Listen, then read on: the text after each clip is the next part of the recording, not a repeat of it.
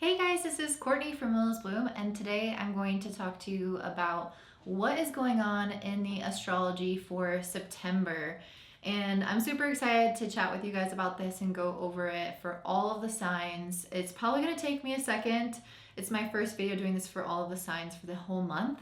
So I'm just trying to find my footing and see how I can do it in the most timely way possible. Okay, so before I get started, I just wanted to let you guys know I'm not going to really be talking about the moons this month because I will still come out with my new and full moon videos for all the signs. So I'm going to go over that in explicit detail. Explicit? Is that the right word? I feel like that's not the right word. I'm going to go over it in detail in the other videos, so let's not harp on it here. Okay.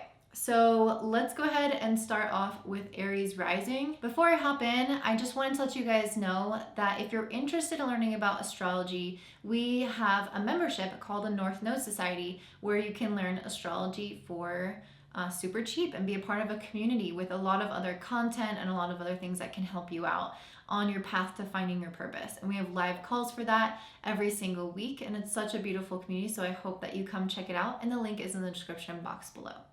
Okay, let's go ahead and start off with Aries Rising. So for you guys, you're going to have the sun, well, for everyone, we're all going to have the sun starting off the month in Virgo, which is going to be in your 6th house.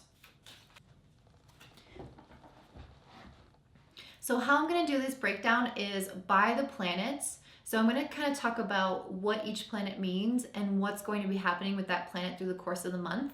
And so the dates are kind of going to be everywhere. It's not going to be happening chronologically with all the planets at once. I'm going to take each planet chronologically and then the next planet chronologically. So you'll see that the dates are kind of hopping back and forth in that sense. Okay, so you guys are starting off the month with your sun in Virgo. Everyone is. And which for you guys is in the 6th house. And it's going to move into your 7th house on the 22nd and it's going to move into Libra on that date. So having your sun in the 6th house is a heavy concentration on your daily routines and trying to achieve some sense of perfection in your life. Trying to find a balance, trying to create order out of chaos. That's a normal Virgo topic. So this could be you trying to figure out what is the ideal schedule for myself, or how can I best, be productive or efficient in my work routine. And I think that any changes that are coming to mind are going to be possible around the 6th of the month because the sun is going to make a trine to Uranus on this date. So Uranus is a planet that helps us get unstuck. So if you have been kind of trying to implement changes or you're not sure about how to create changes around your work, around your efficiency, around creating order, this trine with Uranus is basically giving you guys the go-ahead and saying that you guys are going to be able to finally create whatever change has possibly been on your mind. Then on the 14th, you're going to have the sun make an opposition to Neptune. So this is going to be a time that could be a little bit frustrating for a sun in Virgo, especially a sun in the 6th house, because this is a strong work-oriented energy. This is a time, again, when we want to be productive. We want to get our hours in. We want to keep a schedule. And when the sun is opposite Neptune on the 14th, it can kind of slow us down. It can make us a little bit more groggy, a little bit more tired, and it can just kind of take away or zap away some of the energy that was originally dedicated to that area of our lives. So if around the middle of the month you feel the need to rest a little bit more, just know that that's normal around this time and not to push yourself to the limits, but to use your schedule to create or carve out time for rest. On the 16th, the sun is going to make a trine to Pluto. So this is going to be really helpful in the sense that it's going to empower you and to be more ambitious in your career. So if you've been wanting to take a step up, up the hierarchy, up the ladder, or you want to ask for a raise, or you want to, pursue something that feels slightly out of reach, having the sun trine Pluto is really beautiful to support that, because not only does it create more magnetism in your goals and your desires, but it also creates the drive. So you're going to have a little bit more tenacity and to go after what you want and to see it through from start to finish. And I do feel like the first half of the month from when the sun is in the 6th house, not really your, when the sun is opposing Neptune on the 14th, but pretty much the other days surrounding that, before it moves into the 7th, you're going to experience a lot of momentum with this Chariot card. I feel like the 6th house can create this sense of busyness, like this, the 3rd house. They both have this kind of preoccupation with details, with getting things done and being really productive. And so I think that this Chariot card is telling me that you're going to be really dedicated to what you're doing, and you're going to have a lot of forward momentum or forward progress on things that you've been putting effort into prior to this. And you're finally going to start to see some of those things kind of like click into place around your work, around your routine, and even around your health. So it's a really great time for you guys to focus on your health and well-being, eat well, be mindful of how much sleep you're getting. That type of thing is going to help you significantly. Then the sun is going to move into the 7th house, which is going to change the focus into your relationships, into your love life. So this is going to be on the 22nd of September, and you might feel this shift. It depends on which housing system you use. And if you want to look at this in your personal chart, I highly recommend joining the North Node Society so that you can learn how to actually see when this shifts houses for you. But if you're using whole sign houses, then on the 22nd, it will move into your 7th house, and that's focusing on love. So if you are in love, if you are in a relationship, this is your time to put energy towards building that, especially on the 29th when the sun makes a trine to Saturn. I definitely feel like this is going to bring some level of commitment, and I feel like authenticity to the relationship, where you guys are willing to work harder or put more effort into the people that you're around. And, you know, there's no love without effort. There's no love without work. Or I guess I shouldn't say love, but maybe relationships. So I feel like it's just going to draw your attention to that area of your life on the 29th. Okay, let's talk a little bit about Mercury. So Mercury is the planet of thinking, communication, and so wherever Mercury goes, our mind follows. So for you guys, Mercury is going to be in Libra in the 7th house of relationships, and this is going to happen until November 5th. So it's going to be hanging out in here for a long time. So I think that's part of the reason why I chose this love card, because love might be on your mind a little bit more this month and next month than it usually is. If it's not love, it could be working with business partners. It could be focusing on any kind of relationship you have with people. There is just more kind of love in the air when it comes to having planets move to the 7th house. You're just focused on others and cultivating those relationships and how you feel about them. So for you guys, Mercury is going to be trining Saturn until the 4th of the month. So you're going to be experiencing, again, this kind of level of commitment around relationships, asking yourself where you want to put more effort in, where you want to make sacrifices to see someone, or to be around someone, or you want to just kind of step up a level in whatever relationships you're thinking about, and show up with a level of effort and diligence, and again, commitment. So I feel like that's going to be a theme for you guys. This could come in any relationships. It doesn't just have to be partnerships, but there is some kind of desire here to create something solid, or to I guess add depth to what already exists in your life within your relationships.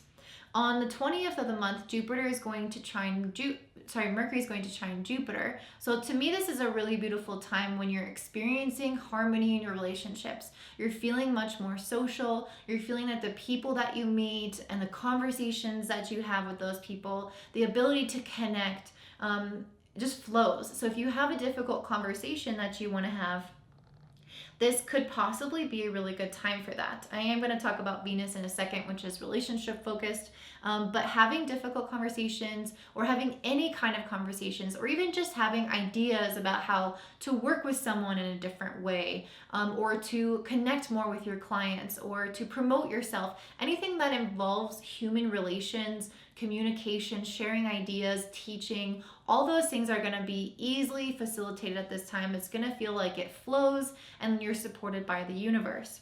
Just 2 days later, Mercury is going to make a square to Pluto. This is when we can start seeing more intensity come up in our communication and in our understanding with one another. This is when people are trying to force ideas down your throat, or when they want you to believe something specific, or there is some kind of control or manipulation that can come through, even unknowingly on both parties, through communication. So in terms of having like good conversations that flow easily, the few days before this are going to be much better, but then once it hits the 22nd, it's going to feel like there's a rawness to it. Everyone might be a little bit more on edge, a little bit more defensive, or a little bit more pushy. There can be this desire to really find out what's true for you, what's true for that person. And so if you're having any kind of like skeptical thoughts about a specific person or relationship, the 22nd is going to be a good day to kind of get down to the bottom of why you feel that way. What is that off kind of gut feeling telling you? Because there might be something deeper there. On the 27th, Mercury is going to go retrograde in your 7th house. So whenever Mercury goes retrograde, it's a time for us to revisit something from the past, to re-examine some aspect of our life, which for you is around relationships. So I kind of like that this Mercury square Pluto is coming before the retrograde, because it's giving you guys an opportunity to become introspective around your relationship patterns and around the people that you surround yourself with. And then when Mercury goes retrograde, you can start to go back and revisit some of those patterns and make adjustments to your life, make adjustments to the people that you surround yourself with, so that you have a different way of approaching things so that it ultimately feels healthy when Mercury does go direct. So you guys are being asked to really kind of dive deeper into your connection with others through the month of September. Now let's talk a little bit about Mars. So you guys are having Mars in Virgo in your 6th house. And on the 14th of the month, it's moving into Libra in your 7th house. Again, this is a heavy focus on work and then relationships. So Mars is a planet of energy, of activation, of drive, and even of sex, your sex drive, your work drive, everything that is comprised kind of like of our battery power as a person. So you have the month pretty divided. Half of the month is focused on work, health, routine, focusing on yourself, focusing on your needs and how you can best show up as a dedicated person to the things that you've committed yourself to. And then on the 14th, it will shift into the 7th house, where you will start to feel your focus more drawn to relationships, seeking out other people, trying to understand other people. I guess Mars is not really the best at understanding. Actually, you might find the opposite, because Mars can bring a little bit of fiery nature, and it can often divide people. So sometimes you might find that in the second half of the month, with the square between Mercury and Pluto, with Mercury going retrograde, and then with Mars moving into the 7th house, if there are existing issues in relationships at that time, you're going to feel them exacerbated. You're going to feel like fights are more easily coming up, especially around the 22nd. When Mercury is squaring Pluto, you're going to feel like some of those things are going to bubble to the surface, and any existing divides or fissures between you and that person will deepen or will become more apparent and more obvious. And when Mercury goes retrograde on the 27th, you can start to create change around those relationships. So having Mars in Virgo the first half of your month in your 6th house is good and bad, because on one hand, I love Mars in the 6th house because it gives us some of that drive to put towards our work. That anger, that aggression, when it's all that animal instinct, all of our inner power, when it's directed towards a purpose, can be very healthy, very productive for our lives. However, on the first of the month, Mars is opposite Neptune, which is a very spiritual aspect of ourselves. So it can kind of feel like, on one hand, we want to be really driven, we want to get things done, the desire is there, but then on the other hand, we can feel like our energy is more drawn within. We can feel like we want to rest, because how do you connect with spirit? You have to be in a pause mode. You have to be in rest. So there can be this feeling of this back and forth of like, I'm not doing enough, I'm not getting enough done, I'm not where I want to be. And it can sometimes lead to this feeling of burnout or a frustration if you try to push. So what I would suggest is just really work intuitively around the first of the month, instead of trying to, be ultra productive, because it's not in the cards for that period of time. On the 6th of the month, Mars is trining Pluto. On the 25th of the month, Mars is trining Saturn. So pretty much after that first week, after those first few days, you're good to go when it comes to putting energy into things again. You're not going to have Pluto there hampering you as much and drawing your energy down as much. So like that second week, you're gonna feel like you can power through. You're much more in the zone with the Mars trying to Pluto. It's almost like this obsessive focus that you can get things done. Everything else kind of blurs out around you, and you can sit and work at something for extended periods of time. So the universe is kind of gifting us with this period of rest, followed by this period of exertion. So use this energy and this time wisely for your own benefit. On the 25th, Mars is already going to be in the 7th house of relationships, and that's when Mars trines Saturn. So this is when it can kind of see endings happening. If there were things that were meant to be broken, if there were already fissures existing between you and someone else, this could be that final blow, that final level of commitment where you're committing to be with someone and be a good person and be in that relationship and yada yada, improve your relationship, or you commit to not being with that person. You commit to making changes. You commit to trying to find other healthier, stronger relationships. Mars and Saturn are both the malefic planets. They're both challenging planets. They don't have to always be challenging, but sometimes paired together, they can represent an irritation. Even though they're in a trine, even though they're in positive aspect with each other, it doesn't always mean that the result is going to feel really positive in our life. I do think when it's a positive aspect, it's likely going to be productive, or the end outcome is meant to be productive rather than just knocking you down. But I feel like at the same time, it doesn't always imply that the commitment is going to be finding someone new and getting into a relationship, although that is possible. But I kind of wouldn't recommend getting into a new relationship at this time, if I'm being honest. And that's because with Mercury retrograding in your 7th house, it's almost like you're taking an opportunity where you're meant to be reflecting on past partners and fixing issues with them, and then utilizing that wisdom when Mercury goes direct to find someone that aligns with your new self. So you would really be misusing that period of time for like trying to find someone new during a period of reflection. I hope that makes sense, because that would be, I guess, disappointing in a way. Let's talk more about relationships, because you guys have Venus in your 7th house of relationships. And then on the 10th of the month, it's moving into Scorpio, where it will be in your 8th house of shared resources, vulnerability, intimacy, debt, insecurity, things like this. So first of all, having Venus in your 7th house in Libra for the first 10 days of the month is very positive. I can see again why I pulled this love sign or card, because I think ultimately Venus in Libra is just so beautiful. Venus in your 7th house is so beautiful. It makes you feel, it gives you the sense of satisfaction in relationships that kind of can elude us at other times. It gives us this feeling of gratefulness, of harmony, of cohesion with the people around us. So the first half of the month, I feel like, is going to be good in that sense. Like, I think you're going to feel like things are going well. Then it's going to move into the 8th house on the 10th of the month. So the last 20 days of the month, you're going to be focused more on your ability to really relate to people and let your guards down. So sometimes this can bring up, I guess it depends on what personal issues you have regarding relationships. But Venus in Scorpio tends to make us a little bit more withdrawn, a little bit more protective of ourselves, a little bit more secretive. And so even though the relationship is still a focus, it's almost like you are the biggest focus of the relationship. Your ability to open up, your ability to understand someone, your ability to go deep.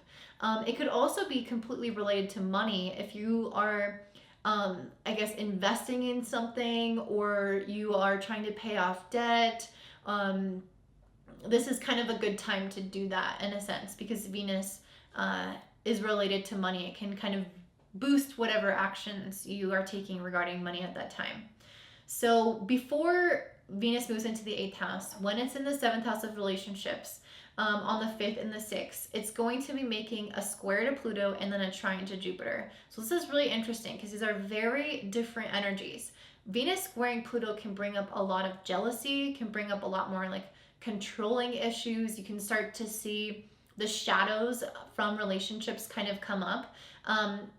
And so it can also ask you to kind of create some change. If you feel like some of those shadows are meant to be left behind or whatever, I feel like you're going to finally maybe realize that on the 22nd when Mercury squares Pluto as well. So it's like the instances are coming up in the beginning of the month, but I feel like the energy is relatively good, that you're not going to maybe necessarily see everything that needs to be changed quite right away. I mean, maybe not, because you also have your Sun trining Uranus. Sorry, I'm like arguing with myself. It's hard to say, but basically at the beginning of the month, it's possible to see some people pushing your buttons or some issues come to the surface that have long been submerged.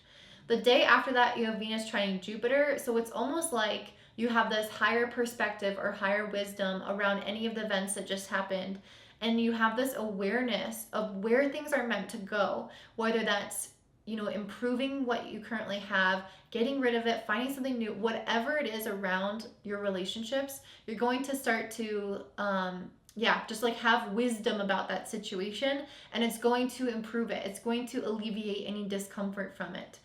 So I really like that. Venus trining Jupiter is one of the most positive aspects in the sky, and to have a difficult one right before that is basically saying that this is like the remedy. This is the cure that can be related to issues regarding relationships. Okay, Venus moving into the 8th house on the 10th is going to be followed shortly after by Venus making a square to Saturn on the 17th.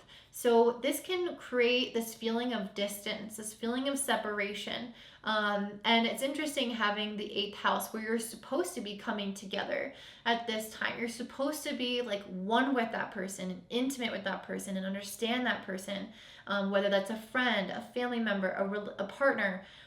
There's someone that you're meant to be getting to know on a deeper level, but this square here is you kind of pulling back. It's you maybe feeling unsafe or having things from the past come up or insecurities come up that create a little bit of a wall, a little bit of a block, and it can make you feel like money is scarce as well. So be really careful about what you're investing in with Venus and moving into the 8th house. I think before I just encouraged investing, but around the 17th, around the 23rd, actually I would just say don't invest at that time. Don't spend too much, because I think there are multiple things indicating some kind of like volatility or instability or scarcity in finances. So if you feel like your relationships, you want to kind of pull away around that time, or you feel like money is a little bit scarce at that time, that's kind of, you know, pro quo for that moment. So on the 23rd, just a few days later, you'll also have Venus in the 8th house opposing Uranus in your 2nd house. This can create, so if you felt weighed down or constricted by this relationship on the 17th when Venus squares Saturn, then on the 23rd, you're going to desire a sense of freedom. You're going to want to create a change in that relationship, or you're going to want to have some excitement come up in the relationship to release any kind of feeling of stuckness that you could have. So this is a time when things might feel really exciting, really volatile, when change is likely to happen to both finances and relationships. So just be extra careful if you are investing or if you're looking at debt and things like that, that you're not making any choices that could have, could affect you negatively in your life, because it is going to be more volatile. You can't trust the current environment. On the 29th, Venus will make a trine to Neptune. So this is when things are going to start to reharmonize. You're going to start to feel like your relationships, after you've implemented any of those changes, after you've gained the sense of freedom from those changes, you're going to feel like things calm down, like things are starting to improve. And on the 30th, when Venus squares Jupiter, you're going to be feeling much more social, much happier, but you're also going to be more likely to be more spendthrift and to be a little bit more gluttonous. So you might overeat, you might overspend, and focus more on like drinking and socializing, doing whatever pleases you. So take advantage of that time, but don't overdo it, because that is a possibility. And then I just wanted to mention super quickly, we're going to have 2 moons. You're going to have a new moon in your 6th house of work in Virgo. So this is a new beginning around your health, around your routines, around your work. So if you want to change in that, you'll have an opportunity around September 6th of this month. And then on the 20th, you're going to have a full moon in Pisces, which is in your 12th house. And so this month, you're going to get a little bit more of a feeling of closure, of endings. So this can be much more emotional time, a time when you want to spend a little bit more time introspective or being alone, connecting with your soul and kind of deciding what you want to release so that you can feel like you can process hardship and emotions and everything related to these changes in your relationships with a lot more ease. So that is what I'm seeing for you guys, Aries and Aries Rising. If this resonates, please like and comment down below, and I hope you have such a beautiful day. Bye. All right, up next we have Taurus and Taurus Rising. So I just wanted to let you guys know, like I've been doing the other groups, I am taking this September analysis by planet and not chronologically. So it will be chronologically by planet, but you'll notice that when I start talking about Mars, that it's not leaving off the exact date I was talking about with the sun, because the sun I'm talking about all the way from start to finish, then Mars start to finish. So if it gets a little confusing, let me know in the comments below. I'm just still trying to figure out how to format this in a way that it doesn't take too much time and that it also makes sense and everything flows together. So yeah, let's talk about this. Okay, so you guys are starting off the month having the sun in the 5th house in Virgo.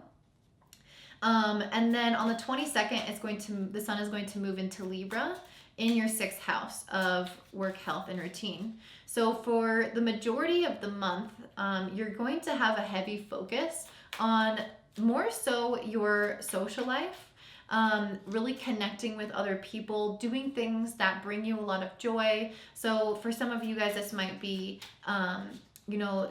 spending more time on particular hobbies or sports or things that interest you, going on trips with friends. There's just kind of like a heavier focus in the beginning of the month on doing things that bring you joy, that bring you pleasure. And sometimes for some of us, this can be around work as well. So if you like working with people, or if you have a passion project or a hobby or something like that, having the sun move through your 5th house is a perfect time to focus on that, as well as honestly enjoying good sex. I feel like the sun moving through the 5th house is kind of giving you that vitality and that focus and bringing light into that area of your life. So if you want to change any aspects of your sex life, then now is a great time. Now is also a good time to date if you are single. And then when the sun moves into Libra as well on the 22nd, also a good time to date, even though it's your 6th house of work. If you're single, you'll be focused on relationships anyway at that time.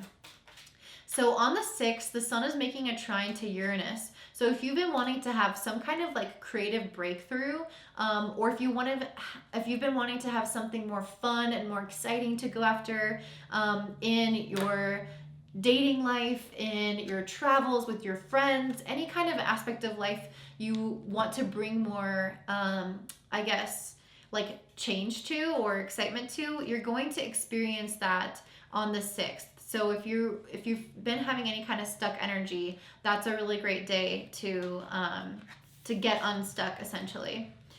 And gosh, I pulled so many cards for you. I really didn't mean to do that. But one of the cards I pulled for you was the love card. So again, this is a heavy focus on your love life, your dating life, enjoying other people, and that feels always really beautiful.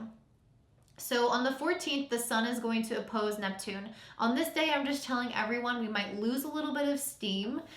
For you guys, if you are dating someone at this time, you might find that you get overly optimistic about this person, and then you kind of find out later, like a week later or so, that this person actually isn't that great, and the reality kind of sinks in about the situation. This doesn't have to be just with dating. This can be anything that you've been actively pursuing. If you do decide to go on a trip, this is a great time to relax and everything. But when it comes to sticking to a schedule, to getting things done, to having an accurate perception of time, energy management, of understanding other people, not the best. So if you're trying to be like extremely productive around the middle of the month, this might kind of go against that a little bit. Then on the 16th, the sun is going to trine Pluto. So right after that experience of kind of lethargy, we're going to be much more dedicated. We're going to be much more driven and ambitious. And if you were having, a date and you were thinking that that person was fantastic, I could see you on the 16th that just 2 days later that some of those blinders could come off and you're like, wait a second. Like what did they just say? Kind of like analyzing them a little bit deeper. So this could go for any relationships, or it could go in anything in your life. If you've been kind of pursuing something or feeling like excited about some aspect of your life, you might go deeper into that. You might go all in. You might get a little bit more obsessed or more interested in it, and you might start looking at kind of like alternatives of that as well. Like this Pluto has a lot to do with like what is hidden, like hidden alternatives, hidden realities, hidden truths. So a lot of like conspiracy theories kind of thing. So if you're pursuing something and it's like going into a new layer of it or looking at it from a different angle is possible around the 16th. And then on the 29th, the sun is going to make a trine to Saturn. I feel like this is a really great time for you to start working. The sun is going to be shifting into the 6th house at this time as well. So you're going to be focused a lot on taking action, getting things done. And with that trine to Saturn, it's giving you the diligence to actually see some of this work through. I pulled the 8 of Wands and the 3 of Pentacles. To me, this is an aspect of taking action for the work that you're doing, making sure that you are not sitting on your laurels, but actually checking things off your to-do list and committing to them. And with that trine with Saturn, it's going to help you commit to it. With the 3 of Pentacles, I feel like this is more of a feeling of celebration than collaboration. This feels like building a sense of community. And I think that's more towards the beginning of the month when you experience the sun in your 5th house. Okay. Let's talk about Mercury, which is the planet of thinking, communication. As I said in the last group, wherever Mercury goes, our mind follows. So we're going to have some kind of heavy mind focus to that area of our life. So again, this is going to be in Libra, so it's going to be in your 6th house. So this is going to be your focus until November 5th. So even if you feel like you want to socialize a little bit more in the beginning of the month, the first 2 weeks of the month or so, or 3 weeks, you'll still have your mind at least 1 foot in your work. You'll still have your mind on your health. You'll still be focusing on taking action, getting things done, and that type of thing. And I pulled the success card. So I feel like whatever you're dedicating yourself to and whatever you're trying to strive for within your work will have a successful outcome. I also pulled the energy card, which I'm going to talk about this probably more with Mars, but on the 14th, you'll have Mars move into the 6th house as well, when you're going to start to feel your energy pick up. So even though your mind is focusing on that right now, your energy might be actually more towards socializing. And then when the sun and Mars shift into the 6th house, in the middle of the month, you're going to start to feel like your energy catches up with your intentions, with your thoughts, with your actions. Okay, so on the 4th, Mercury is going to trine Saturn. So this is really great for being diligent about what we do. I think I was saying that before. Just like with the sun trining Saturn on the 29th, when Mercury trines Saturn on the 4th, we're excited for some level of commitment into some area of our life. We're excited to put more effort into something. We don't shy away from difficult tasks at that time. So even though the sun will still be in the 5th house, we'll still be desiring to have a little bit more fun. Around the 4th, I feel like your mind is actually on the work routine, or it's on that grind. You're willing to, I guess, kind of work through any problems you might have encountered previously. It's a really good time to, I guess, resolve things that might normally exhaust you, might feel a little bit frustrating typically, around, like the later half of the first week. The 20th, Mercury is going to make a trine to Jupiter. This can be a sign or indication that you did work successfully through whatever issues did arise. So this is saying if you had previous issues, that there is a successful outcome. I literally pulled the success card. You might be getting brand new ideas related to work. You might be getting good news from fellow employees or from people who are higher ups.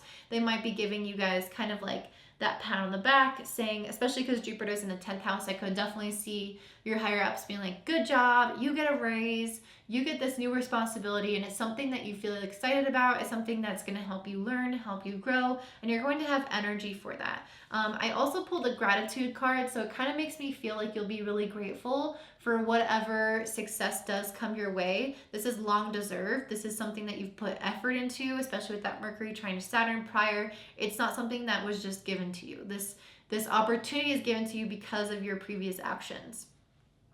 On the 22nd, Mercury is going to square Pluto. So this is a time when you might actually find that you butt heads a little bit with people at your work, that that previous thing that your boss just gave you 2 days before, you'll notice that maybe it has more stipulations than you expected, or that the boss is just being like way more controlling, or way more of like a hoverer in your work. There's some element here that puts a little bit of a damper and oftentimes can create a little bit of tension. And it's oftentimes going to be between you and somebody sharing ideas or working towards a common goal where you might not actually see eye to eye on that goal or on the action steps needed to get there. And that could also be one of the reasons why I pulled the 3 of Pentacles. Jesus. Collaboration card. This could be a focus at this time when you have Mercury squaring Pluto, where you feel like collaboration kind of breaks down or has issues or isn't as easy and flowing, and it requires a little bit of a swallowing of an ego on both parts, or on yours if that person is very forceful and they have the power. So yeah, that might be a possibility to kind of come up around that time. But Mercury moves really quickly, so the issue will likely be resolved, especially when Mercury starts to go retrograde on the 27th. This is definitely a time when you can look back on your relationships with your colleagues, your previous work ideas, previous projects that you've started, old paperwork, or even this issue that could have come up around the 22nd with another employee or with a boss, and you can start to re-examine those things. You can finish them up. You can tie up loose ends. So if there was something new, it's maybe better to put that kind of on the backdrop, and then focus more on things that you hadn't really finished prior, and wrap up those loose ends so that you have the energy and the capacity to move forward with the new projects with ease. You don't want to have all these tabs open in your mind or energetically. So this is kind of your time when Mercury moves in retrograde on the 27th to wrap up everything, essentially. Now let's take a look at Mars. I mentioned a little bit about Mars being our energy, where we are driven, where we are striving for something. And so for you guys, it's going to be in the 5th house until the 14th. So the first half of the month, you're going to feel probably a little bit more sexually stimulated. You're going to have more energy to dedicate to your social life, to dedicate to your passion projects, to your creative things, to your children. This is a time when you could run around chasing after them and feel like you want to be doing that at that time. Even though Mars on the very first of the month is opposing Neptune, you might want to take a little bit of a break at the very beginning of the month because Neptune can kind of slow us down. Regardless, your passion and your drive is still focused on the pleasure areas of your life, the connecting with others, the enjoying the fruits of previous labors. Then on the 14th, Mars will move into... Oh, really quick, one more thing. On the 6th, Mars is trining Pluto when it's still in the 5th house. This can kind of bring up...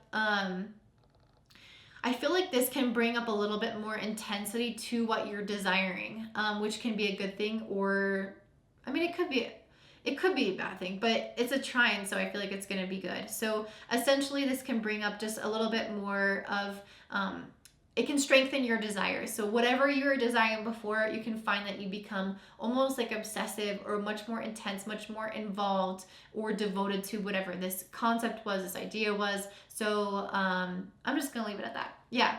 And then on the 14th, Mars will move into your 6th house of work, and you're going to feel this energy transfer into your drive within your career. And this is perfect because this is going to be followed on the 20th with that Mercury trine to Jupiter, where you can start to get recognition for your work, where you can start to get a pat on the back, an opportunity, some kind of thing coming in from superiors or from the public. And then on the 25th, Mars will trine Saturn, which is going to help you really sit down and work through some difficult things. As I mentioned, with Mercury trining Saturn on the 4th, this is a similar energy. It's going to give you, I guess, like the consistency to keep showing up to things, to keep trying to pursue something, to go after something. And that I think is really great. because it will also kind of give you the energy to do that with things in the past, to wrap up those things in the past that I was mentioning, so that you can finally start this new work project or new whatever it is when Mercury goes direct. You guys will also have Venus in Libra, so that's going to be in your 6th house as well. So generally, it's a good time when Venus is transiting your 6th house to kind of start to get to feel more at ease in your relationships with people that you work with, to get a little bit more recognition from your superiors, to feel like things are flowing a little bit more in your work and they're just not difficult. And Venus will be in the 6th house until the 10th of the month when it moves into Scorpio. Then it's going to be in your 7th house of relationships. So on the 10th of the month, when Venus moves into your 7th house of relationships, you're going to start to feel like your partnerships are just enhanced. You're going to feel like this more love, essentially. You're going to feel like more excited about people. And yeah, I think that's a really beautiful time. I did pull a love card for you guys, so that could be an extra focus of just feeling really great with certain people. So let's talk about what aspects Venus is making. So at the beginning of the month, when Venus is directing you towards focusing on your career and getting accolades and beautiful things in your career, on the 5th, it will square Pluto. So you might get a little bit of pushback. This is when you might feel like your coworkers are being a little bit annoying, or they are like there are situations that come up where people have different beliefs, different ideas, and they're kind of in conflict with yours. Or it could be that you get approached by your boss and they want you to make a change to what you do, and it can kind of feel like an affront. So there can be some kind of level of tension here where people are not really quite on the same page, and there can need to be a little bit of a shift, either within your thinking or their thinking, or just energetically, some kind of shift to improve the situation, to improve the dynamic or the relationship.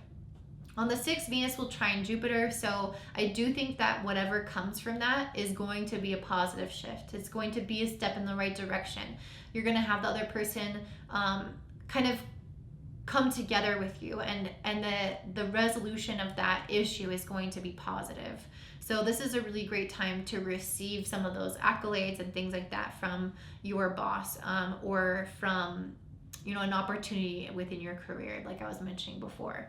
On the 17th, you're going to have Venus make a square to Saturn. So this is when Venus now has moved into your 7th house of relationships.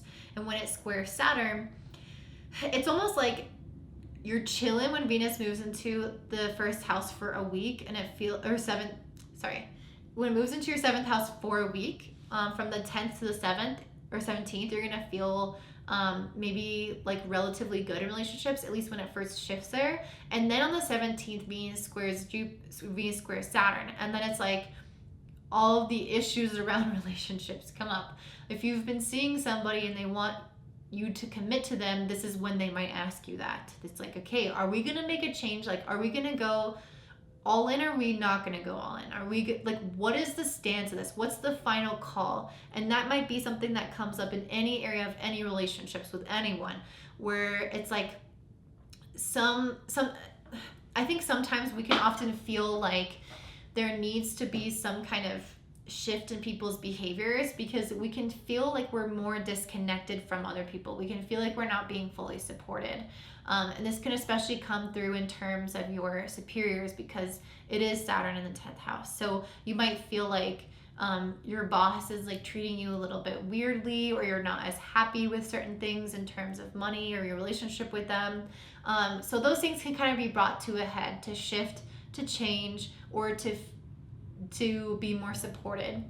Then on the 23rd, Venus is going to oppose Uranus. So whatever tension was sort of brought up in your relationships, especially dynamics with your bosses, is going to come to a little bit more of a head. On the 23rd, it's the time for change. It's the time to create freedom. It's a time to create some sense of liberation from an oppressive cycle. With Venus squaring Saturn, that's when the oppression becomes obvious.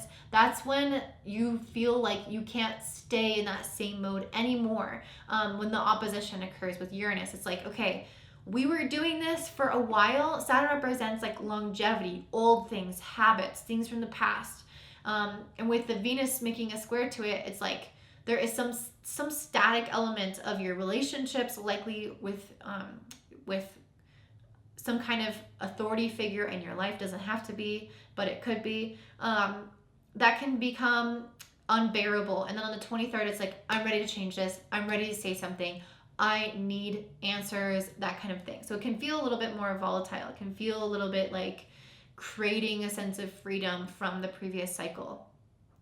On the 29th, I feel like this is a sign that it went well. Venus is going to make a trine to Neptune. So it's interesting because the 22nd, we have Mercury squaring Pluto, which can kind of bring up this tension between ideas. And then on the 23rd, we have Venus opposing Uranus, which is us saying, okay, I believe something different than you. I need you to let me be me, do me, that type of thing. These are just examples. It doesn't have to be just like that.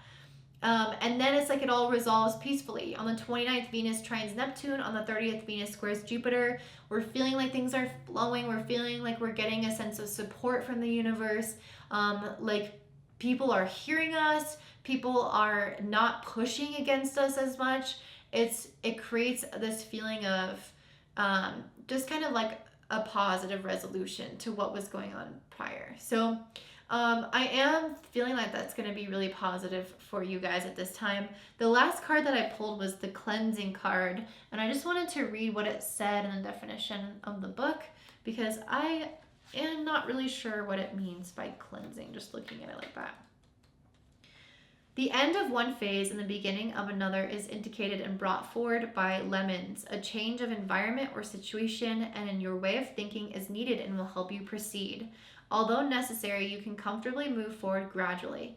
Sell or get rid of things you no longer need at this time for a physical clear out. Old habits need to die. Now is a great time to do it and have it done for good. So I think there is some kind of cleansing of old patterns, of old stuff, whether that's physically, whether that's mentally. But when Mercury goes retrograde on the 27th, I feel like that is your time to start officially cleansing. If you're trying to throw stuff away, if you're trying to create different, scenarios in your relationships, this is the time to do so. So just recognize that the cleansing should at least happen on the 27th, if not earlier. That's what I see for you guys, Taurus and Taurus Rising. If this resonates, please like and comment down below, and I hope you have such a beautiful day. Bye. All right, Gemini, so before I hop into your reading, I just wanted to let you know that I am dividing this month by planets. So each planet, I'm going to go in chronological order from start to finish and then start the next planet. So the dates aren't going to be cohesive in that sense because I'm going to be talking about one planet at a time and its movement to the sky and what that means for you. So I'm just trying to figure out how to organize this because I haven't done this kind of forecast for each of the signs like this for an entire month. It's a lot of information. So if you like this organization, let me know. If you have a better alternative or a different idea, also let me know because I am super open to doing whatever you guys recommend.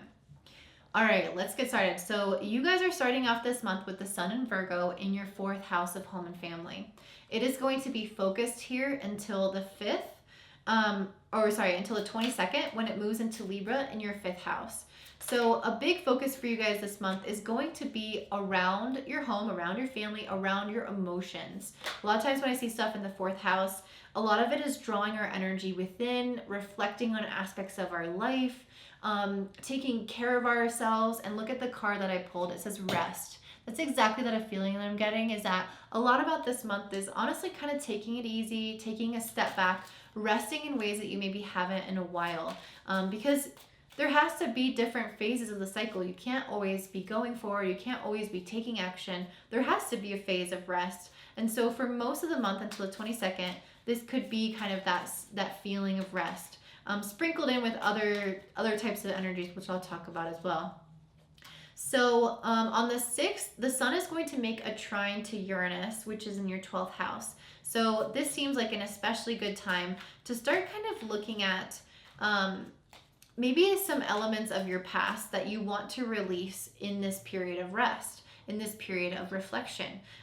Uranus in the 12th house gives us the opportunity to finally shed some old baggage, some things from childhood, or even past lives that we feel like have been holding us back as individuals. And so when this makes a trine with the sun, your ability to understand, to see, to illuminate those elements of your life and actually let them go is highlighted. So this resting period seems like it's going to be very productive, and it's going to help you prepare for the next phase of the cycle, which is ultimately going to leave you feeling like you have less baggage, less weight that you're carrying forward. So if you guys have been kind of questioning certain elements of your life, questioning certain elements of your past and how that's carried over into your present circumstances, the 6th is a really great time to be honest with yourself and make some of those shifts that you might have felt stuck in. So if there's been relationships that are getting old, or patterns that are getting old, habits that are getting old, all those things can kind of be let go of at this time with much greater ease, and you might have had more difficulty with it before. On the 14th, the sun is going to oppose Neptune. So talking about rest, this is a perfect time to do so. This is a time to meditate, to spend time alone, to reflect more so with your third eye and with your intuition. And Neptune is in the 10th house of career. So you might sometimes feel like you're a little bit less energized moving forward in your career, but this is a really great time to be creative, to use your creativity to influence your career.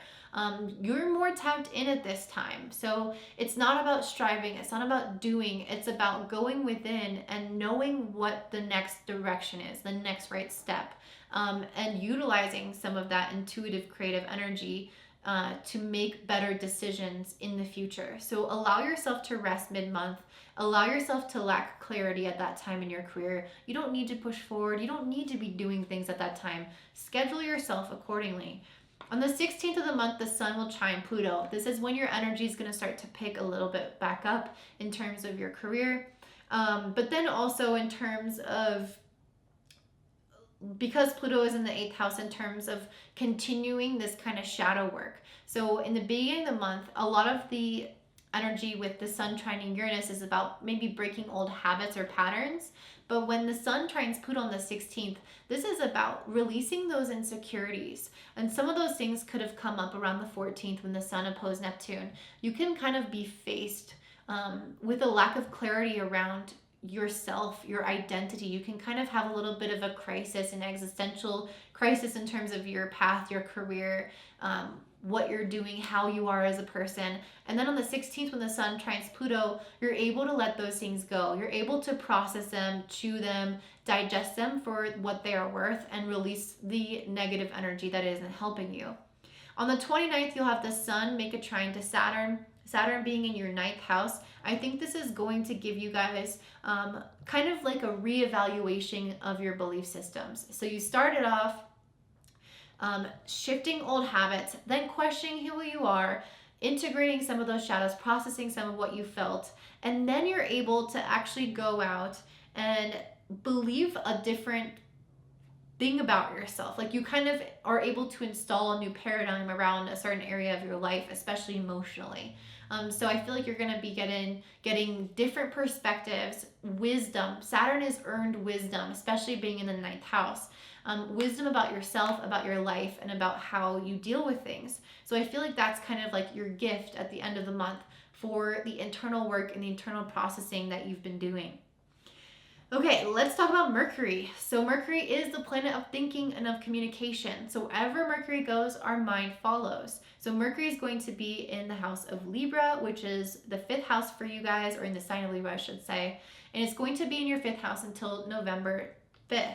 So this is a heavy focus on dating and relationships. It's a heavy focus on your passion projects, your children, your creativity, your sex life, communicating and thinking about your hobbies. So if you're doing anything that feels exciting to you, that feels new, like traveling or trips, all those things are kind of like where your mind is going to be focusing on. So On the 4th, Mercury is going to make a trine to Saturn. So this is around the time when you're going to start feeling like you maybe want to put in some kind of like skin in the game, some level of commitment to something that you've been kind of testing out or having fun with. So whatever that is for you, this could be you signing up for some, like for example, I started doing aerial yoga, like, and I want to sign up for a certification so I can do this on my own.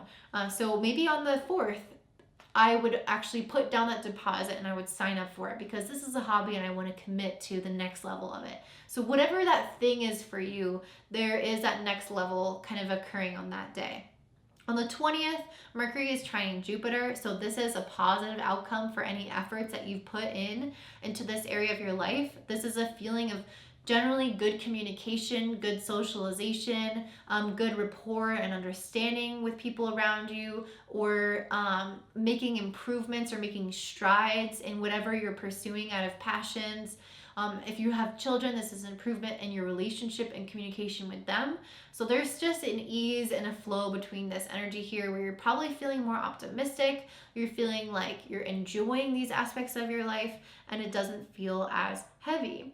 On the 27th or 22nd, Mercury is going to square Pluto. So just 2 days after that beautiful flow of energy, you're going to be met with a little bit of a stumbling block. The square to Pluto can bring about this push and pull between people's ideas. So maybe one person wanted to pursue something one way and another person wanted you to pursue it another way. This is a time when there needs to be more malleability in our concept, or in our ideas and not our beliefs, but I guess the way that we want to pursue things, the way that we want to do things, how we think about things in general. They should be a little bit more malleable or they could break because people are going to kind of, and what I say by break is almost like the rapport between you and a person could break, not your ideas, obviously. When Mercury squares Pluto, it's like there's just some element of tension. And being in your 5th house, it's like this is you pursuing the things that bring you a lot of joy. So if it's not from a specific person, if a person isn't the one you're pursuing and they're not kind of pushing back on your ideas or pushing back on you in some way, then it could be some element of the thing that you committed to or some element of the thing that you're excited about. Could present some sort of issue, some sort of roadblock, some sort of challenge for you to overcome mentally. And it is mentally. It's specifically a challenge that's coming in to your brain, to your intellect for you to process and create new neural pathways and new understandings around that issue. On the 27th, Mercury is going to go retrograde in this sign in Libra. So this is a time where you can start to re-examine past issues. So whatever came up 5 days before when Mercury squared Pluto, whatever challenges came up, you can start to explore those a little bit further, resolve them, resolve issues from the past, anything that could have been linked to that Mercury squared Pluto event or things prior to it can all come up to a head to be fully put to bed. That rhymes. So yeah, this is a good opportunity to do that. Let's take a look at your Mars. So you're going to have Mars in Virgo, and then it's going to be here for the first half of the month. The second half on the 14th is going to move into Libra. So Mars will be in your 4th house and then moving into your 5th house. So Mars being in your 4th house can create a little bit of discord when it comes to family members. If you have been trying to if you've been having pre-existing issues with someone, they could be inflamed or exasperated at this time. Exacerbated. I keep saying exasperated. They kind of have similar meanings anyway, but one is more of how you feel and one is worsening in the situation. So yeah, if you're feeling like you're not really seeing eye to eye with someone, I could see that getting worse around at least the first of the month when Mars is opposing Neptune.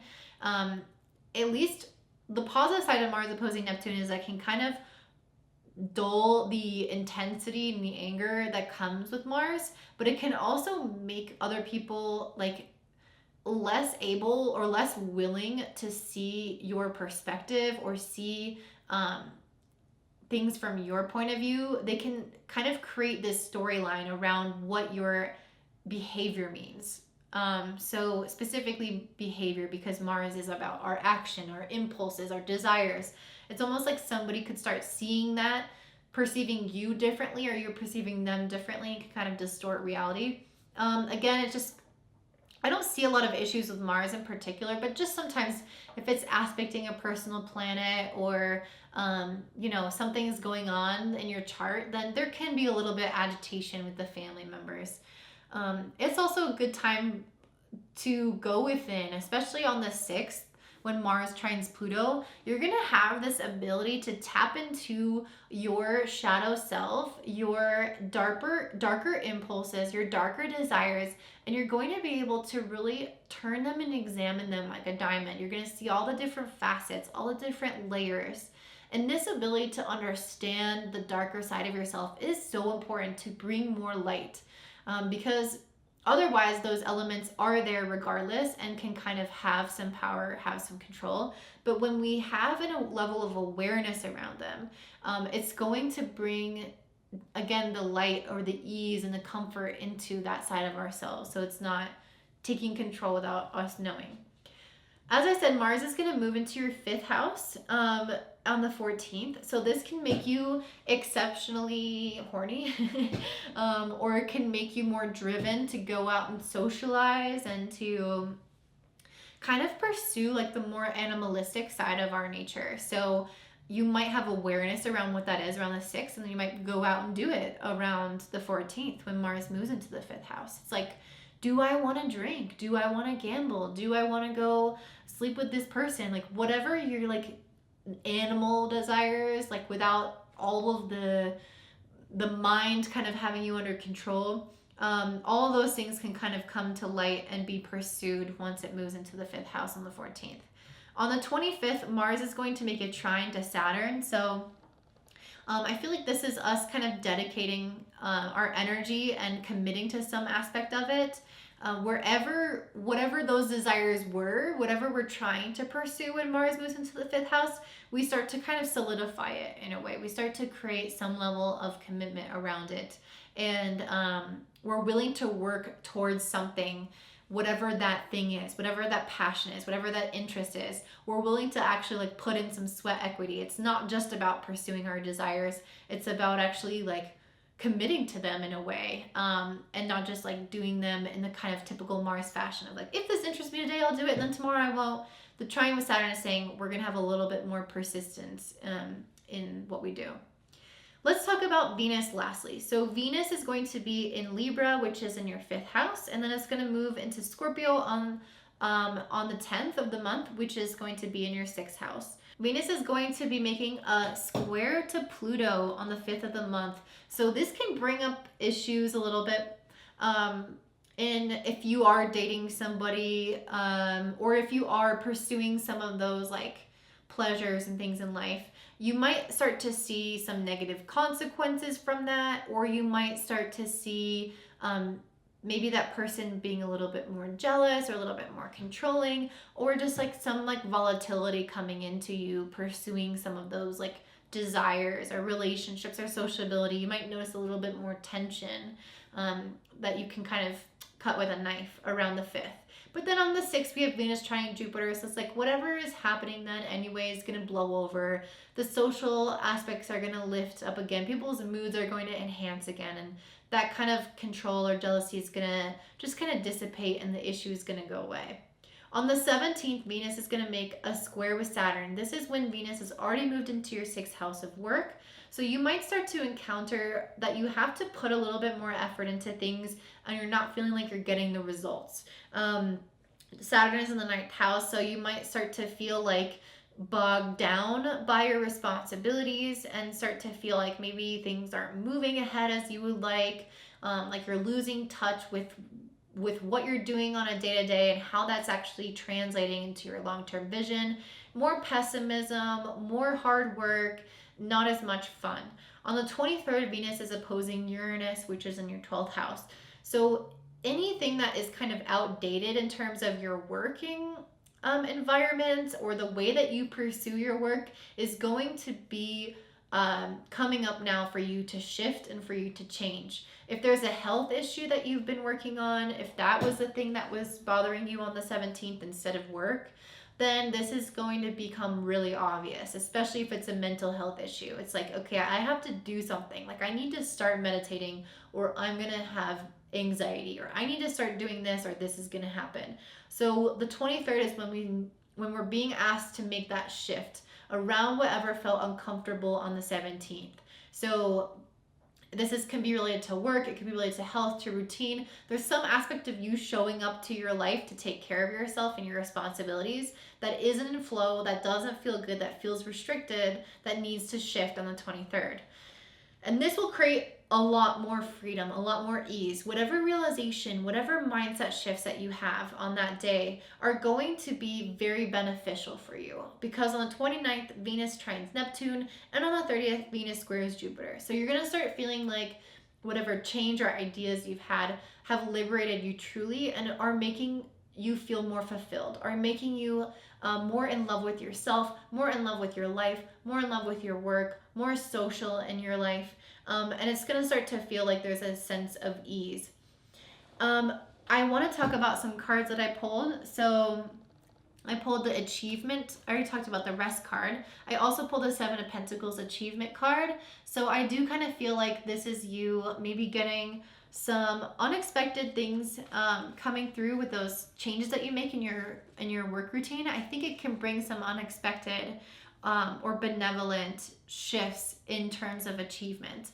I think you can feel like you are not only moving in the right direction, but the universe is giving you all the signs, all the symbols, and all the recognition that you need to continue down that right direction. It's not just like you're fumbling out here, not knowing if you're doing things right. The 7 of Pentacles is saying you're doing things right, you're on the right path. You might not get all the achievement necessarily that you want, like the end game, end result. That's not the feeling I'm getting with this. 7 of Pentacles is more process oriented. It's more about the discipline, the diligence. So I feel like this is kind of the universe just saying, make those changes and continue on your path, and you're going to get the signs from the universe that those were the correct changes and that you are on the right path. Abundance. So the first thing that I noticed with this card is that it has a 23 on the top of it, which signifies 5 in numerology, which is about change. And I think the changes that you're going to make in your routine and your health, and showing up differently for yourself and letting go of some of this emotional baggage and actually resting. I think ultimately what you're doing is creating a sense of balance, because on the 22nd, the sun does move into Libra, which is focusing on balance in life anyway. And so I feel like all these changes that you're making are about creating balance, and that balance is going to give you a sense of abundance. And the abundance is not just in finances, it's in every area of your life. There's no point in having money if your life is out of balance, if you're giving so much energy and you can't take care of your health, you can't see your friends. That's not abundance. That's actually scarcity. So balance is true abundance. Having enough, at least just enough of every area of your life to meet your needs and a little bit extra, that is true abundance. And that's what I feel like you guys are going after. The last card I pulled was stimulation. I think I'm going to look up what this card means, but the first thing I thought about was Uranus. So let's just see what that means. Stimulation, it says, fresh ideas and situations are presented, and there are moments that you can see your ideas take center stage. You will need to take full responsibility and step up to the challenge in order to gain a positive outcome or success. Chile asks you to work on your passions in life and make sure they are truly yours, that you are not simply what you think others want to hear. That's exactly what I feel like. Mars is going to be moving into your 5th house on the 14th.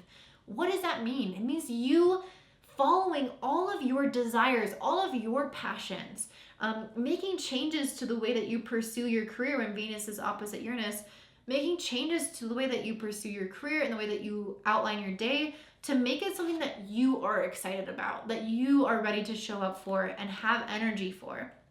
This stimulation card to me is also an indicator of change in the positive direction and being excited about what you're going after. And because you're excited about it, you're able to pursue it to the end, and people can feel that excitement and they are going to gravitate towards you, creating more of that abundance. So that's definitely what I'm seeing for you guys, Gemini and Gemini Rising. If this resonates, please like and comment down below, and I hope you guys have such a beautiful day. Bye. All right, you guys, up next we have Cancer and Cancer Rising. So before I get started today, I did want to mention that I'm going to be dividing this analysis by planet. So the dates might seem like it's not going to be like a story that flows in chronological order, because I'm going to look at how the planets are moving chronologically, but then I'm going to start over with a new planet, and that's chronologically, so the dates are not always like linear. I hope that makes sense. It might be a little confusing. If you don't like the way that I do this, let me know in the description box, the comment box below, and I will do it in a different way. So just offer whatever solution that you have. So for you guys, the sun is going to be in Virgo in your 3rd house for most of this month. And then at the very end, on the 22nd, the sun shifts into Libra, which is your 4th house of home and family. So when the sun is in the 3rd house, there's always a lot of activity. It's a lot of busyness, and I feel like it's funny that the card I pulled was tranquility. But it feels like the opposite of that, honestly. To have the sun in the 3rd house feels very stimulating. But you will have Mercury in the 4th house, which is a little bit more focused on the home, on the family, and on rest. So there could be a sense of tranquility that is the ultimate outcome of what you're doing. But I do get a sense of busyness from the astrology. So we'll see what that means, why I pulled that. The other aspect of the 3rd house is understanding how to communicate differently with people, how to share your ideas, express yourself, and become closer with people as a result of this ability. So having the sun move through here is kind of like your soul is gaining new lessons, new stories, new experiences and insights around on how you can understand people and share your own ideas so that you're understood. So I do think that that's a main topic, and I also pulled a card that says communication, so it kind of reiterates that that's going to be a heavy focus for you this month. On the 6th, the sun is going to make a trine to Uranus, which is in your 11th house of friendships. So you might feel at this time that you're able to communicate your ideas a little bit more clearly, or that you're having positive changes in your communication or positive changes in your friendships as a result of things that you're talking about with them.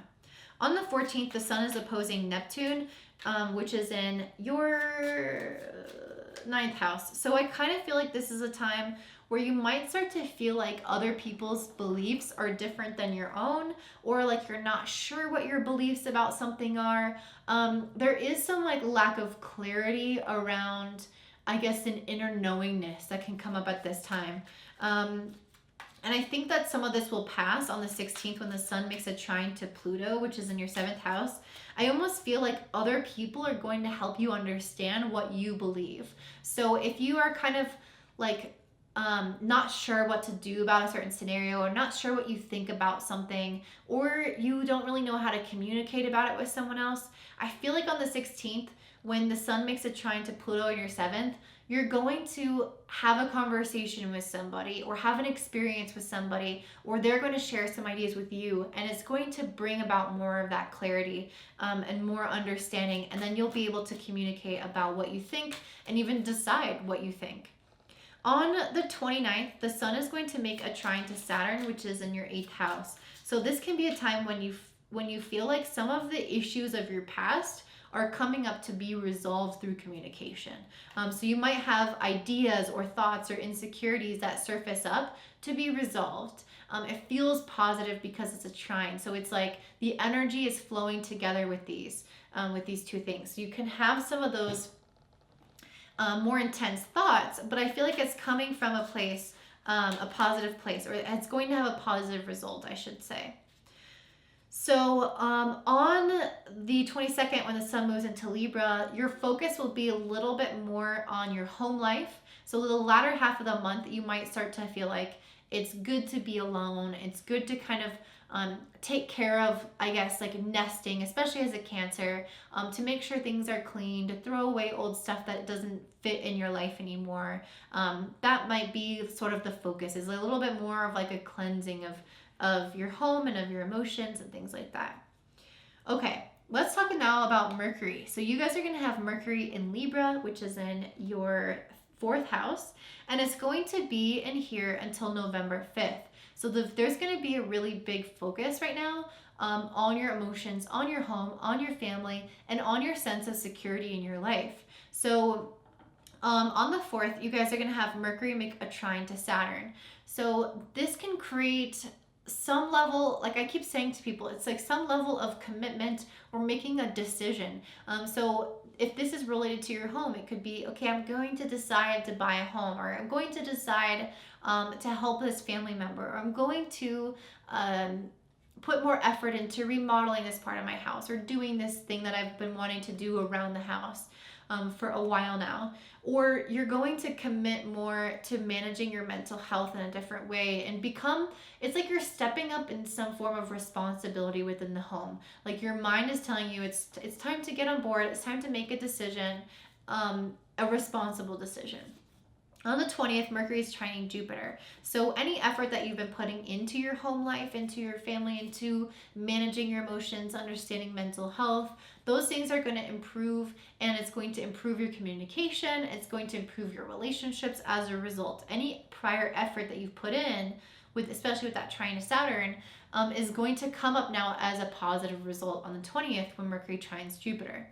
Then on the 22nd, Mercury is squaring Pluto. So this can be a time when you start to kind of butt heads with family members. Other people want you to do something that you don't want to do. Other family members could be having issues in their life, and it's creating a source of instability or discomfort for you and your mindset. Communication can be blocked. Communication can be frustrating. Other people kind of want to force their beliefs or ideas on you, and you're not on board.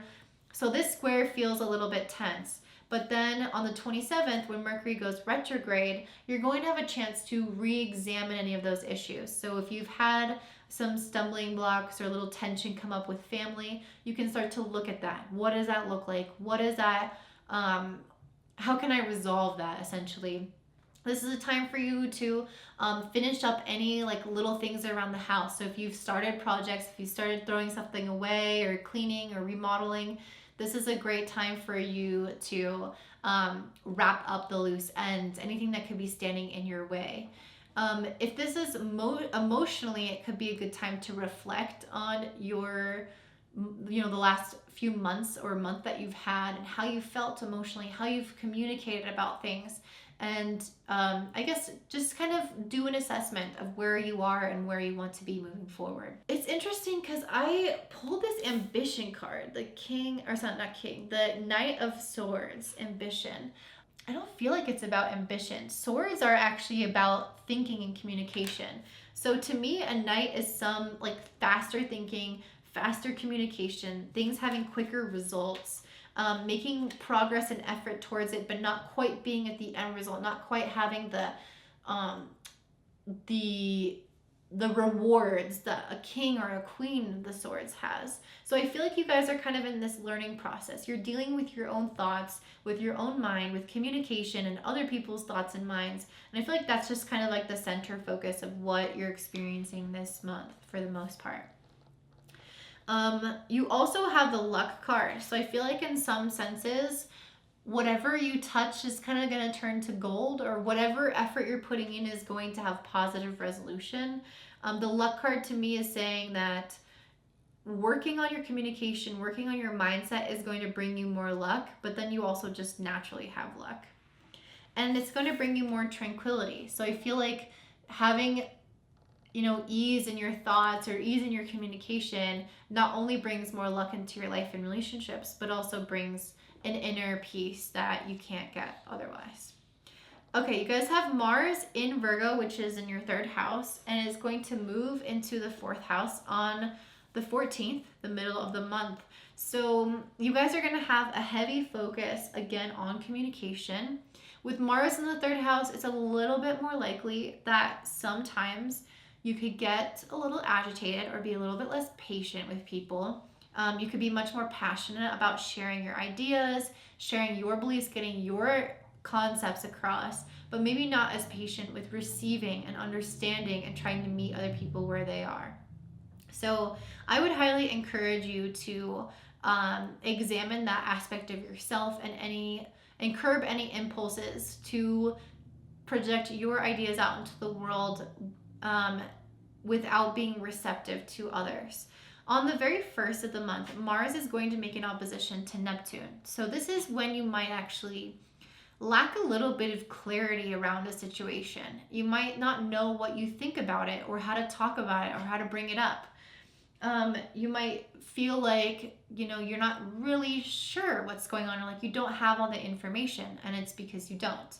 On the 6th, though, Mars is going to trine Pluto, and the information will come to the surface, and it will come from a deep inner knowing, that you'll kind of resolve any lack of clarity. It's like your intuition is like, okay, this is what this means, and this is the information that we're missing. This is how to move forward. On the 25th, Mars is trining Saturn, which to me is you guys having a lot of diligence and patience to actually have these difficult conversations. Mars will be in the 5th house by this time. Or sorry, 4th house by this time. So scratch what I just said.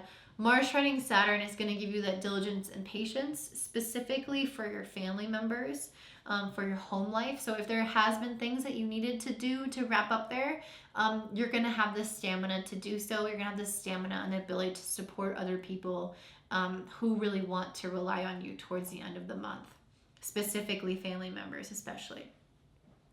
All right, let's talk about love. So you're going to have Venus in Libra, which is your 4th house of home and family. And then on the 10th, it's going to move into Scorpio, which is your 5th house. So the first 10 days of the month are really around creating those familial relationships, creating more bonds with those who are extremely close with you, who already know you like a brother, like a sister, who connect with you and they see you in your raw element at home. Doesn't have to be family. Some people don't even aren't even friends with their family, but there is some element here of being more connected to the really close people in your life. And then on the 10th of the month, it's going to move into your 5th house, and you're going to start to be a little bit more exploratory. I want to meet new people. I want to connect with people I've never met before. I want to go on dates. I want to take trips with some of my friends. Like, there is some kind of desire to explore some of the more pleasureful things of life, some of the more exciting or new or different things in your life that feel like they're outside of comfort zone, but also exactly what you want, kind of thing. I think you guys know what I mean. So on the 5th, Venus is going to make a square to Pluto. So this is in your home and family. So you're going to maybe experience around the 5th some familial or really close relationships having a little bit of a monkey wrench put in them. With this square with Pluto, it can bring out kind of the darker sides of people. So if you have a disagreement, if you have a lack of understanding, then when this Venus squares Pluto, it's it can exacerbate that. It can make it so that people are not shy about saying exactly what they think, or not shy about trying to control or manipulate you, or just any kind of shadows can come out. But then the next day, you have Venus making a trine to Jupiter. So all of those issues kind of get wrapped up in a bow and resolved very quickly. They don't linger, they don't stay. It seems like Venus moves on really quickly and starts to create some more harmonious aspect in the sky. So bringing about just an evening out of the temper and an understanding and a desire for harmony above whatever issue arose the day before. On the 17th, Venus is squaring Saturn. So you might actually feel at this point, when Venus is in your 5th house, that if you did go on dates, if you did start to pursue some of your pleasures, some of your hobbies, that you're not actually getting from it what you wanted. It's not as fulfilling. It's leaving you a little bit frustrated. There needs to be some change. So if it's you pursuing a hobby, or if it's you in your relationship with your children, or if it's you traveling with your friends or going on a date, some part of that left you feeling like it wasn't quite right, it wasn't quite fulfilling, you weren't supported, you weren't loved or received or understood in the way that you wanted to be during that process or during that event. And so you're going to start to feel like things are sticking, they're not moving forward, or you need to make a change. And then it will get to this point where you feel like you absolutely need to change on the 23rd, when Venus opposes Uranus. This is when you're going to start to realize, okay, I got to make a change to the way I am with my friends. I got to make a change to my circle, to like how I pursue these passions, how I pursue these hobbies, or how I relate to other people, how I date, how I speak to my kids, or some aspect of your life is like, okay, I need to change. Whatever, this felt exciting at first, and then I realized something was wrong, and now I'm going to change it. And then after you make those changes on the 29th, you have Venus trining Neptune and Venus squaring Jupiter. And I feel like this is the universe saying, good job on those changes. You are cultivating more luck, more tranquility in your life because you've made the effort to do something differently, especially when it comes to socially or romantically. I feel like it's gonna especially come up in that area of your life where there's something a little off. There's something that needs to be adjusted. And then once you do, it's like we're giving you this feeling of completion, this feeling of fulfillment, this feeling of compassion and understanding between yourself and others. And it's going to feel like your social life improves at that time.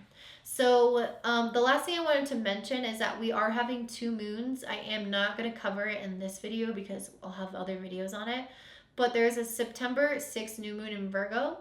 And then there's going to be a September 20th full moon in Pisces. So I just kind of wanted to mention that. I'm not even going to talk about what that is. But those are some big energetic dates for you guys. So I look forward to seeing how this month unfolds for you. If you like this, if it resonates, please like and comment down below. And I hope you have such a beautiful day, you guys. Bye. All right, up next we have Leo and Leo Rising. So for you guys, the sun for most of September is going to be in your 2nd house of finances and self-worth and skill development. So until the 22nd of the month, you're going to be focusing mostly on this area of your life. That means that certain themes will come up that kind of trigger that area, that trigger your self-esteem, that trigger you to make more money, or to focus on that at least, or to develop your skills in order to make more money.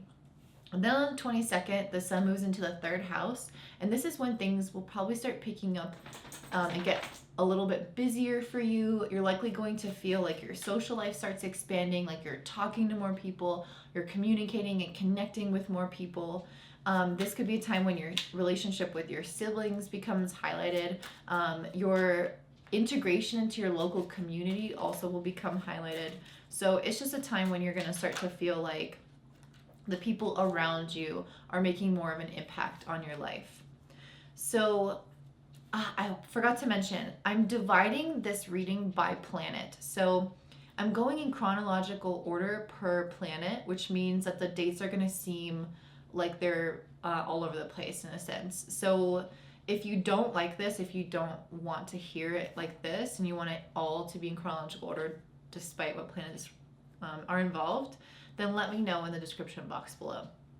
The reason I broke it up by planet is because each planet has a specific function in our lives. So even though the dates aren't fully chronological between all the planets, just knowing the natural progression of that theme or that function can be really helpful. Okay, so on the 6th of the month, the sun is going to make a trine to Uranus. Trines are typically positive, so I'm going to interpret it that way. So having the sun in the 6th house, making a trine to Uranus in the 10th house, to me is indicating that there is some kind of financial shift coming in from your career. Or maybe you develop certain skills or are entering into new layers of confidence that is ultimately going to affect your career and make a shift in your career. There's either going to be a shift in the career or in finances because of your career. I feel like this is really positive. So if you've been trying to make some kind of change in this area of your life, if you've been wanting to see certain results and feel like you've been more stuck or like you haven't been able to progress in the way that you desire, I think it's going to start coming through for you. And I just pulled the clarity card, the sun. So to me, this is saying that possibly your career direction is going to start coming together in a new way. You can start gaining clarity about I guess like the future steps that you're meant to go in once Uranus comes into the picture and trines the sun. On the 14th, the sun is going to oppose Neptune. So on this day, it's probably going to be, you're probably going to be feeling like a little bit less sure. So if you had some realizations about your career and you had some clarity on the 6th, On the 14th, you might go back into the state of confusion. You might feel like where you once had, I guess, a more confidence, you start to feel like maybe you have less confidence, or you're not as sure, or maybe you don't feel as physically vital as you normally do. But this is just a short period of time. Definitely don't invest finances at this time because Neptune is in the 8th house. So on the 14th, avoid investing, like any kind of serious investments, because it might not have positive results. On the 14th, also, I guess the best way to utilize this energy is through things like meditation or rest or creativity, imagination, visualization, not trying to like push forward in a really concrete way, but allowing yourself to ride the wave of uncertainty through your creative body or creative mind. On the 16th, the sun is going to make a trine to Pluto, which is in your 6th house. So this is really, I love this when it relates to work. And for you guys, the 2nd in the 6th house, I feel like not only relates to the job that you have, but also is going to increase your energy and increase your vitality. I think that's why I pulled at this moment the energy card, because the 6th house is the house related to our health, our physical body, just like the 1st house is. And then the 2nd house is kind of like this stabilizing force, this foundational energy in our life. So the fact that these are making a trine, the sun and Pluto alone making a trine, can create a lot of ambition, a lot of drive, and a lot of energy. And then on top of that, given that it's in the 2nd and 6th house, I feel like that's definitely going to directly translate into you having more energy in your career, more energy in your job and in your daily life. And you're probably going to feel stronger and more vital at that time. This is especially helpful because it's just 2 days after the sun opposing Neptune, when we're supposed to be resting, when we're going to be feeling more tired, when our immune systems are lower during that time. So having this come and strengthen us like right after is, I think, a blessing. Then on the 29th, the sun is going to trine Saturn, Saturn is in your 7th house of relationships. So this can be a really positive time to start developing communication within your relationships, because by this point the sun will have moved into your 3rd house of communication and is trining Saturn in the 7th house of relationships. So there's going to be this is kind of like the perfect time to address any issues you have with someone, to resolve conflict. You're going to have this ability to basically work through some of the harder aspects of life and of communication in a way that feels like that person isn't going anywhere, like you're not jeopardizing the relationship. There's a level of commitment that people are going to show up to in that conversation, and you're going to make forward progress, and you're going to see some old patterns be able to fall away, because you guys are both coming at this with a really stable energy, with a really open mind, and you're willing to listen to each other and work on whatever this issue is, if there is an issue, or it could just be positive communication and just developing your understanding of one another. So during the month of September, you're going to have Mercury in the sign of Libra in your 3rd house. So the communication card makes a lot of sense here, because Mercury is a planet of communication, and it's in its home house of the 3rd house, linked to communication and neighborhoods and siblings and community. So it's really strong here. Mercury is able to really be in its own element and work in your favor. And it's going to be in this house until November 5th. So you have 2 months to really focus on shifting your mindset, being more open-minded to other people, or being more decisive about things, whatever that shift looks like for you. And then working on the way that you communicate this shift in your mindset, or you communicate your change in your thoughts. So on the 4th of the month, Mercury is making a trine to Saturn in your 7th house. So again, I see communication being improving drastically at this time. So I feel like, again, this is kind of the similar message to what I was saying before, but if you have something that you want to bring up with somebody to resolve past conflict, to solidify a relationship, to just improve your like well-being with another person, the 4th is a great time to do so, as well as the 29th and the 20th. On the 20th, Mercury is making a trine to Jupiter, so it's going to give that same feeling of whatever you kind of address on the 4th is going to feel like it's resolved, like there's been an improvement, like you've gained some sense of wisdom from that experience, and now your life has shifted because of that.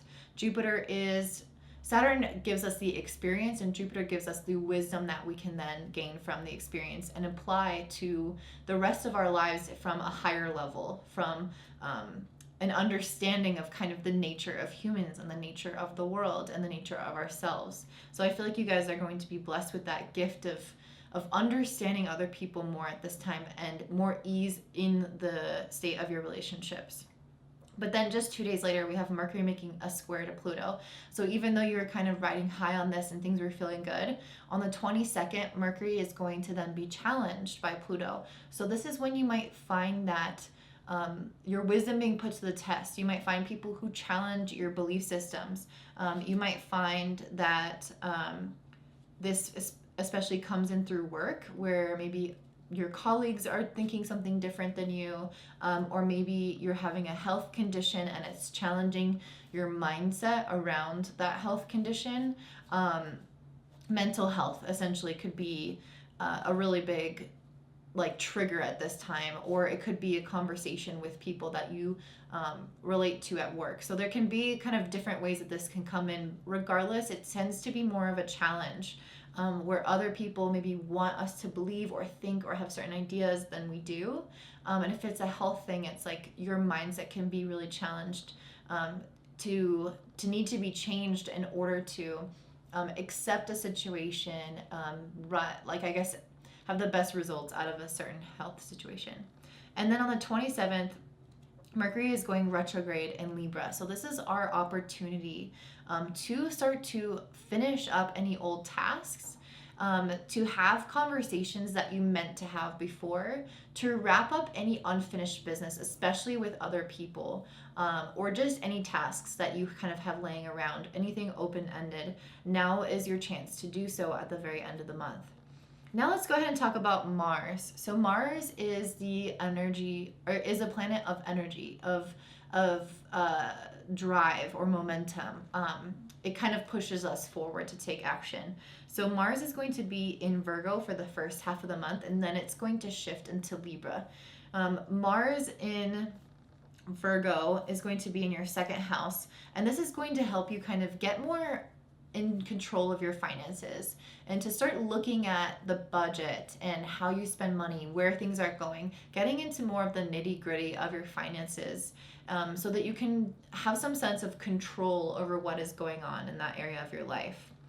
And then when it moves into Libra on the 14th, the second half of the month is really going to be about you, again, focusing more so on this aspect of your communication, your networking. This is you going out into your community and creating more connections.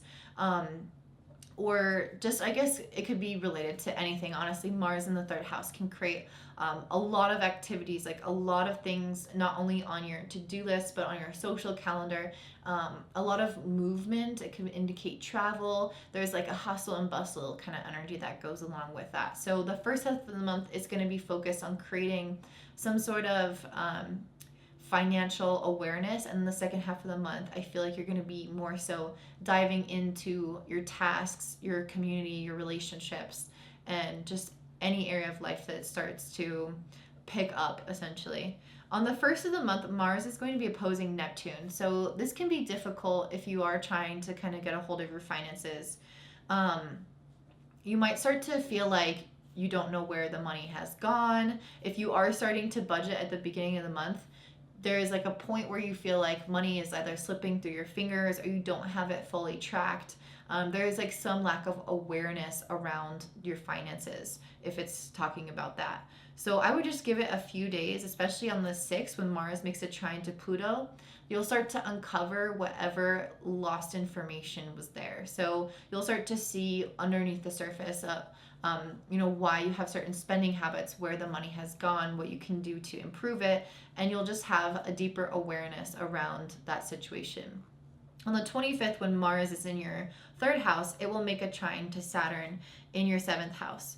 So on this date, there's again like some kind of improvement of communication. So whatever was going on the 22nd when Mercury squared Pluto, whatever tension arose during that time, I see it being possibly resolved on the 25th, or at least your motivation is there to resolve it. You have a resolute drive to deal with this issue, to like you're not gonna give up. Essentially, Mars making a trine to Saturn, even though these are two malefics, I think they could be working together in your favor because it's a trine. So it's essentially saying the drive of Mars is paired with the determination of Saturn to achieve a certain result in that area of your life. So if there is some kind of weird argument going on or misunderstanding that happens on the 22nd, or frustration, I definitely feel like you're going to be like, no, I'm not just going to sweep this under the rug. I'm going to fix this. I'm going to resolve this. Or if there's a health issue, I'm going to dedicate myself in new and different ways to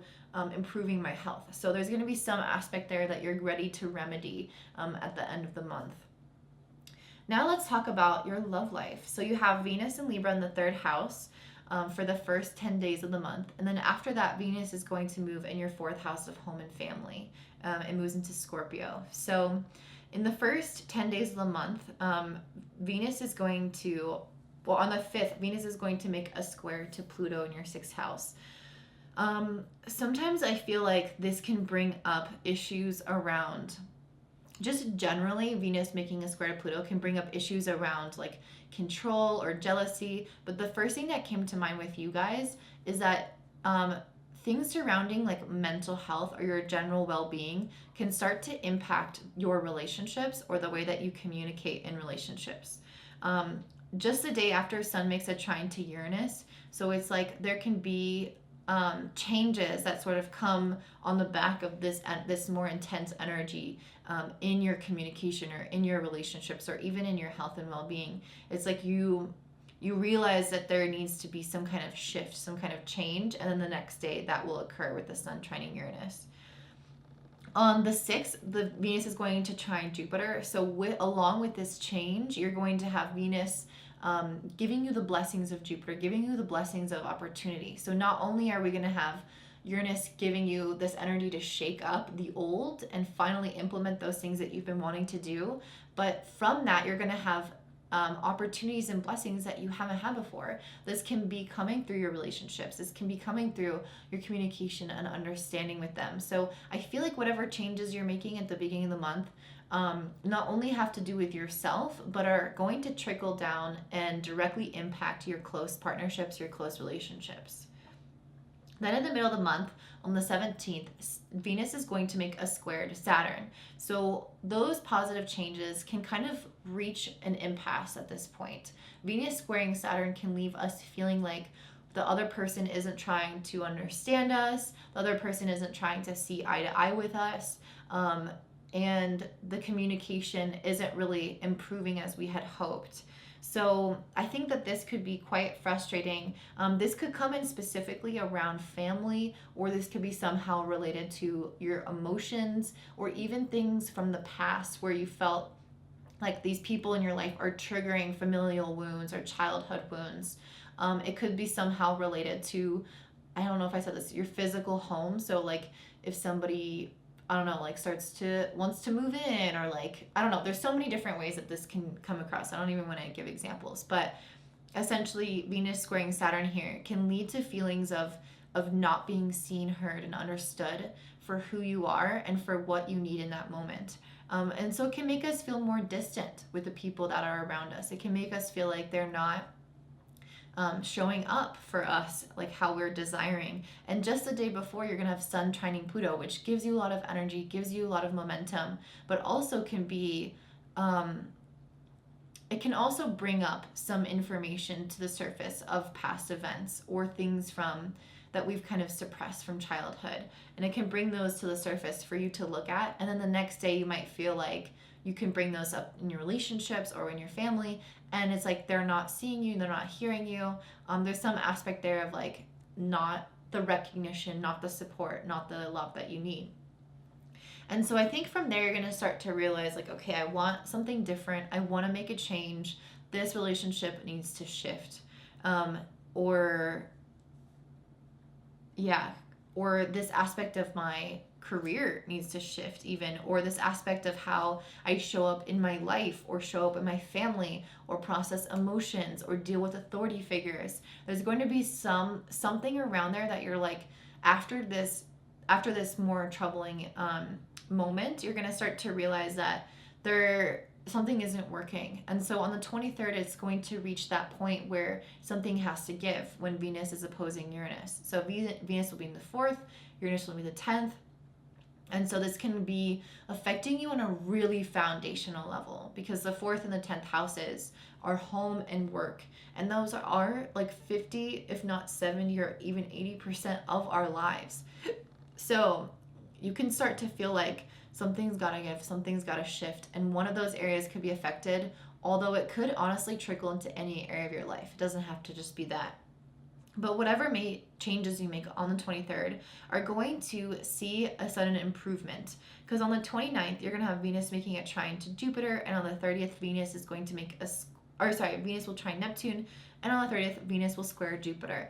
To me, this is a feeling of having things work out, of having I was going to say grass be greener on the other side, but that doesn't make any sense. It's like having the best possible outcome, or feeling like things have had a peaceful resolution, like you can just enjoy the pleasures of life now, like compassion is all around you and your relationships, like there's been some smoothing over, some understanding occurring. So I feel like whatever is happening for you guys, it can feel like this sense of healing, like you're able to bond more intimately with others, like you're able to release some anxiety, some stress, some worry, some self-defense mechanisms from the past. And I feel like finally step into this feeling of and just enjoying life to a greater extent. So that is what I see for you guys, Leo. I hope that this resonates. If it does, please like and comment down below, and I hope you have such a beautiful day. Bye. All right, up next we have Virgo and Virgo Rising. So before I get into this, I just wanted to let you know that I'm organizing this month by the planet. And I've been telling every group this, like, I'm not sure what I think about this structure of organizing. So basically what I'm going to do is talk about the planet and its movements throughout the whole month, and then I'm going to start over and talk about another planet and its movements through the whole month. And I'm going to try to connect them, but I think maybe next time it would honestly be better to just look at the dates and not take it each planet at a time. The reason I chose that is because each planet has its own theme that it draws in, so I thought it might be easiest. So I don't know, let me know what you think in the description box below. Do you like this? Or the comment box, sorry. Yeah, do you like this, or do you think it would be easier to have it all chronological? I don't know. So let me know. Okay. So we're starting off this month with the sun in your sign. So the sun is going to be in the first house. And then on the 22nd, it moves into Libra, which is your second house. So this is a time, whenever the sun moves to the first house, this is a time for you to shine. This is a time for you to be recognized. For some of you, it might be your birthday, so happy birthday. If this is just your ascendant, it's likely not your birthday unless you have your sun there. But it's an opportunity for you guys to get recognition, for things to advance, to gain clarity about your life, for you to feel more physically vital, for you to feel happier. Although if it is around your birthday, sometimes there can be some triggers that come up because of the way our natal charts are, but anyway, I'm not going to go into that. So if you're a Virgo rising, you're going to feel more physically vital at this time. And then on the 6th of the month, the sun is going to make a trine to Uranus, which is in your 9th house. So I feel like some of this progression that your life is going in, some of that vitality, that recognition, that optimism, that clarity is really going to help you gain a larger perspective about where you want to go in your life. I feel like you guys are going to have more aha moments on the 6th of, what's working and what's not working. And I think I'm going to talk about this later, but just a day before, Venus makes a square to Pluto. And so some of those things that you recognize on that day are going to want to shift on the 6th of the month. You're going to realize that I need to make some changes. I have this specific vision, and what I'm doing right now isn't necessarily working towards that, or you're going to I feel like you're just going to move past possibly some old energy, some stagnant things, anything that feels kind of stuck. So yeah. Then on the 14th, you're going to have the sun making an opposition to Neptune. So I'm telling everybody, this is not really the best time to have forward movement, especially in your your relationships, but also physically. Like don't try to push yourself too much at this time. The middle of the month when the sun opposes Neptune, our vitality is always lower. Our immune system tends to be lower. So I don't recommend things like traveling as much as normal, especially because of, everything that's going on. And then if you're trying to have like some kind of conversation and resolve issues in relationships or understand how you feel about someone or even how you feel about yourself in relation to others, that's not the time to do so. Give it a little bit more time because just 2 days later, the sun will trine Pluto in your 5th house. And then I think you're going to start to have a little bit more understanding or realizations about any of those things that I just mentioned. You'll also have more physical vitality. And I think you'll start to understand a little bit about how you want to spend your time, how you want to enjoy yourself. And if you are dating, this is a time when you might find that you're especially interested in that area of your life, that things are kind of, or if you're, having sex or just any kind of like pleasure activity, those things can become enhanced. They can become more positive, more attractive to you. So yeah, I think right after this like lack of understanding, you're in relationships, you're having this kind of like rebuff where things are coming back. They're bouncing back and they're feeling more positive, more sensual, and also just bringing a deeper level of awareness and understanding of that person and of yourself.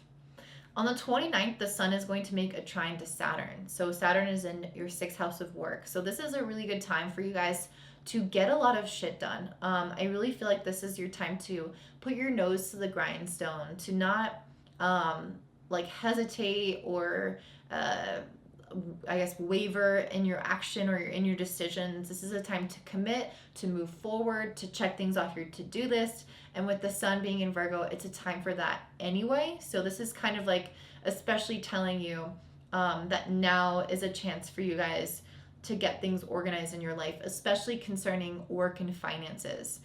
Any level of organization and commitment to that area of your life is what is being called for. Or even skill development in your career. So if you're working on becoming better at something, this is a really good time to see that through and to have some kind of breakthrough. So let's talk about Mercury, which is our planet of thinking and communication. So it's going to be in Libra until November 5th. So you guys are going to have Mercury in your 2nd house for the next 2 months. So the 2nd house is a time when we can start to gain some level of control over our mindset in terms of believing in ourselves, in terms of having confidence, knowing our worth, knowing what we're good at, owning our skills, also kind of getting more organized and in control of our life and our finances. And so on the 4th, Mercury is going to be making a trine to Saturn in your 6th house. So this is, again, a time when focusing on your work and finances are especially helpful for you guys. You'll start to notice that maybe good news can come into this area of your life. Past efforts around work are starting to pay off financially. There can be more work opportunities presented to you, more opportunities for responsibility, and I feel like you're going to be happy to receive them. On the 20th, Mercury is going to trine Jupiter in this area. So this is kind of that similar energy where opportunities can come to you through work. So whatever kind of responsibilities you stepped up with in the 4th of the month, around the 20th, you'll start to notice how these things are paying off and how you're getting either recognition, advancements in finances, you're having more wisdom, more awareness around your work or what you're doing. So there's some kind of like positive repercussions from the efforts that you put in prior. Just 2 days later, though, you're going to have Mercury make a square to Pluto in your 5th house. So this can be a time when you're noticing that like past actions around either if it's money, if you haven't been responsible with money, this is when those things can kind of come bite you in the butt. Or if you've been like sleeping around, for example, those things can start to come and bite you in the butt. There is some element here of Mercury making a square to Pluto where there is tension in this area of our life there's so many different ways that this can come through, so I don't even want to give necessarily like all these concrete examples, but oftentimes if this is involving another person, oftentimes this can come through in misunderstandings or people wanting you to think or believe in a certain way, and it's like they don't really care what you think or believe. It's like they want you, there's some sense of wanting to control you, to control your mind, to control your ideas. And so that can be prevalent at this time, as well as maybe just more like challenging circumstances to your mindset. And it's interesting because I did pull this Eight of Swords card, this self-victimization. So I guess one of the things I would just worry about around the 22nd is maybe any self-victimization, and giving your power away through your mindset, especially. So if that's giving your power to old thoughts or thoughts that are not helpful, or if it's to other people who want to tell you what to think or to control you, or to any situation, it's just kind of warning you against that you have you have the ability to control your thoughts, but around this time it might feel like there are more challenges to that. But then on the 27th, Mercury is going to go retrograde. And I feel like this is your time to start analyzing, I guess, yeah, like how you've approached past situations in regards to your confidence, your finances, your level of stability in your life, your intellect and your skills. Like it's time to go back and kind of review those areas of your life, see what maybe has been not aiding you, not helping you, making tweaks to old things. This is a really good time to review your budgets, to make changes to things that you've implemented in the past. Anything that creates like some sort of sense of stability in your life, sense of self-confidence and self-autonomy, any of those things are meant to be kind of reviewed and finalized and made more firm, made more productive or helpful in your life. So I feel like this is you stepping into, I mean, you guys in general, I don't know if this is just at this time or if it's this whole process throughout the month, but you move from the Eight of Clouds to the King of Clouds or the King of Swords. So you move from this feeling of maybe not being as confident or giving your power away to certain thoughts or situations or people to stepping up into your own. And I think that this Mercury retrograde is going to be a helpful part in that, where you start to understand your gifts and how smart you are, and your thoughts and your mind are really being utilized to your own advantage and are not taking away from you or hurting you in any respect. So whatever it is around the 27th that you feel like you need to go back and redo, especially around finances, redo them. Go take the time for that, because it's going to benefit you once Mercury goes direct. Let's talk about Mars. So Mars is the planet of action, of dedication, of drive. So it's going to be in Virgo, which is in your first house, and then that's going to be the first half of the month. The second half of the month is going to be in your second house. So in the first half of the month, on the very first day actually of the month, Mars is in your first house opposing Neptune in your seventh. This can be kind of like a battle of the wills. If you are dealing with another person specifically, this could feel like, I don't know, I feel like Mars and Neptune have such different energy. Mars is in your house, which is kind of like this desire nature, fighting for what you want, going after what you want in life. And then Neptune in the seventh is like dissolves the things, like everything it touches. It makes everything less tangible. It's not about pursuing, it's about receiving and relaxing and just enjoying. And so this can kind of feel like this push and pull at the very beginning of the month, especially in terms of relationships. You might feel like you want to move things forward, but you're not sure where things are going, or you want some kind of level of progress in your life, but other people are like kind of getting in your way, or it's like you're waiting on other people to answer you and they're not giving you an answer. There's some kind of element here that's involving other people, kind of disintegrating or going against your natural willpower. So this could be a little bit frustrating. It could also be a little bit more tiring because Mars is energizing in the first house, but Neptune is draining that energy. So if at the beginning of the month you're like, wait, I thought I'm supposed to be super energized with Mars right now. Yes, but once it moves past Neptune, so it's going to be more towards the 6th of the month when Mars makes a trine to Pluto in your 5th house, you're going to start feeling much more passionate, much more alive. Your sex life will improve, your vitality will improve, your drive will improve, and you're going to be wanting to seek things out that really interest you, that really fascinate you. And you're going to be, just motivated and driven to pursue those elements of your life. Then on the 25th, Mars will be in your 2nd house, and it's going to make a trine to Saturn in your 6th house. So I like this. I feel like this is, again, an improvement in your work. This is going to help you kind of, if you've decided to learn something new or pick up a new skill, especially when Mercury trines Jupiter on the 20th, maybe you'll have an idea about something new you want to like learn or study, or there's going to be some teacher in your life that you can kind of absorb information from. Regardless, if you start to pursue something like that, I feel like around the 25th, you're going to have the consistency to show up around whatever that is. You're going to be like so stoked about it and actually be able to improve your career and improve your skills by putting energy into that.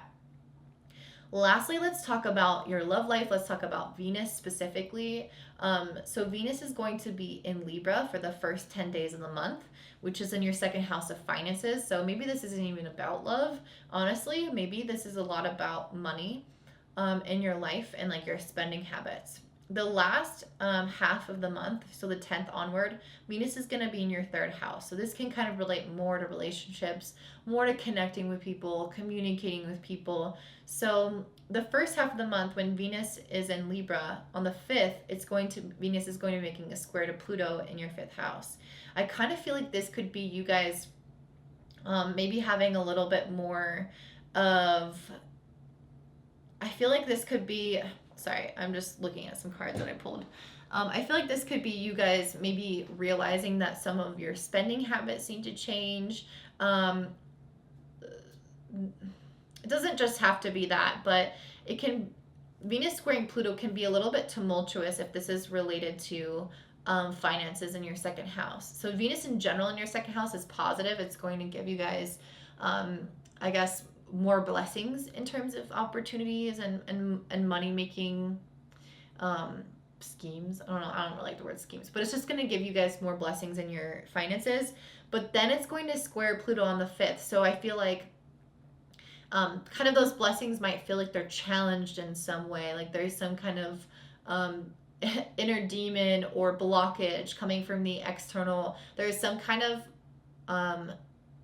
hurdle that you need to triumph in order to see some kind of change in results. So whether that's an internal one, an external one coming from relationships, or if this is specifically around money, there's going to be some kind of like challenge at that time where you might feel like a little bit more, you're falling into this eight of swords card of like,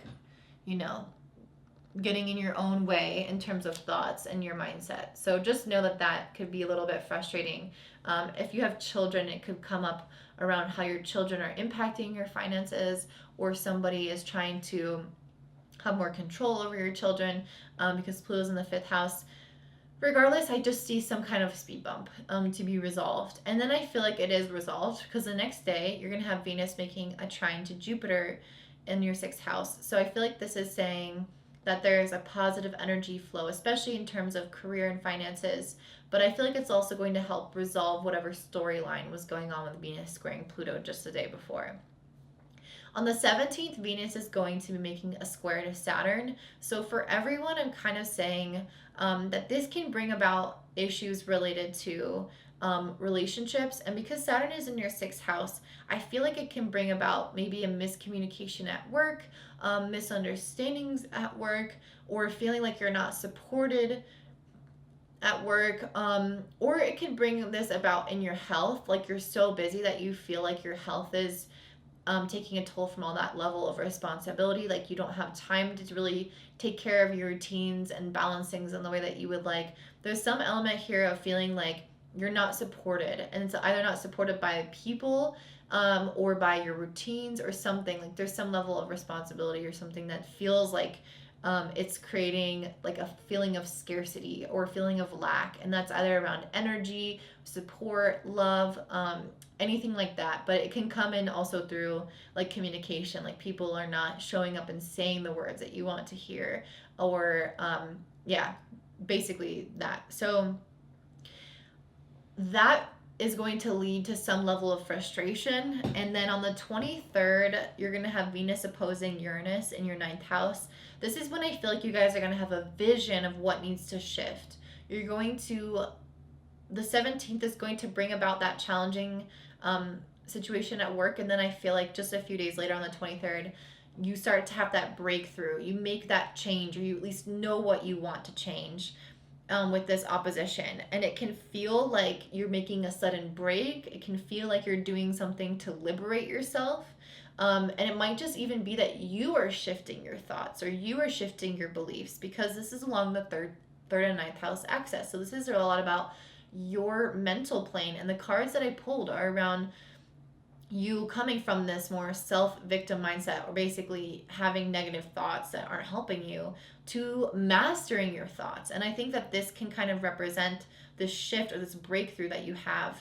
And it can feel dramatic with a Venus opposing Uranus. It can feel volatile. It can feel very liberating, but also like scary in that liberation, or like crazy, or like you're breaking the mold. So I just wanted to let you know, if you are kind of experiencing some desire to make a radical shift on the 23rd or around then do it. And I think it's going to have a positive outcome, because on the 29th, you'll have Venus make a trine to Neptune, and on the 30th, you'll have Venus make a square to Jupiter. To me, this is saying that whatever shift you just decided to make, especially in terms of mindset or communication or beliefs, those things are going to pay off tenfold. You're going to be able to shift into this this level of self-compassion, self-understanding, more understanding in relationships, more understanding in your work environment, feeling like things are flowing, like you're more social, like you're more tapped in to the people around you. So I feel like you are making the shifts more so than those people, or it's either your mindset or your communication, or both are kind of shifting over the course of this month in a really positive and beautiful way. And I just wanted to focus, and to tell you about these last two cards. This one says focus. So I think work is going to be a big thing as well. You're going to have a lot of dedication to a specific topic or a specific thing in your life right now. So it's telling you, I guess, to maybe focus. And then the last one is divination. So I don't really know what this is relating to in terms of the astrology. But it's always a great thing to focus on divination, or to tap into the spiritual realm for answers, and to help control your thoughts or shift your beliefs. I guess the divine can be extremely helpful in leading you down that path in the right way. So anyway, I hope this resonates. If it does, please like and comment down below, and I hope you guys have such a beautiful day. Bye. All right, up next we have Libra and Libra Rising. So before I get into it, I just wanted to mention that I am talking about this monthly forecast, and I'm breaking it down by planet. So the dates might seem like they're all over the place, because I'm going in chronological order, but it's by planet. So I'm going to do my best to hopefully make this make sense and more of a storyline for you guys. But if you don't like this method and you would like me to just go in chronological order and not do it by planet, then let me know in the description box below. Okay, so Libra, for you guys, the sun is going to be transiting through your 12th house in Virgo for the majority of the month until the 22nd, when it moves into your first house. So normally what I see when the sun is transiting through our 12th house is kind of like this internalization of our energy. We start to go inward, reflect. We start to feel often a bit more tired at this time, because it's our time to prepare for a new season, which is your season on the 22nd, when the sun moves into your first house. On the 6th of the month, the sun is going to make a trine to Uranus, which is in your 8th house.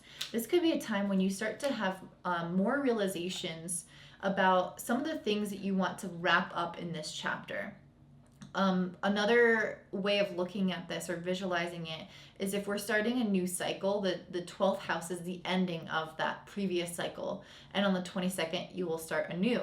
And so sometimes, especially around the 6th, you're going to start to realize what you don't want to carry energetically into this new cycle.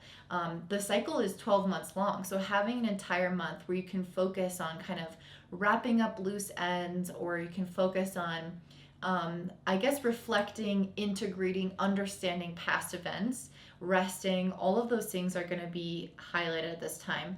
And on the 6th of the month, when the sun trines Uranus in your 8th house, this is a really good time to do more of that shadow work and start to look back on maybe some of the negative experiences you've had during this month.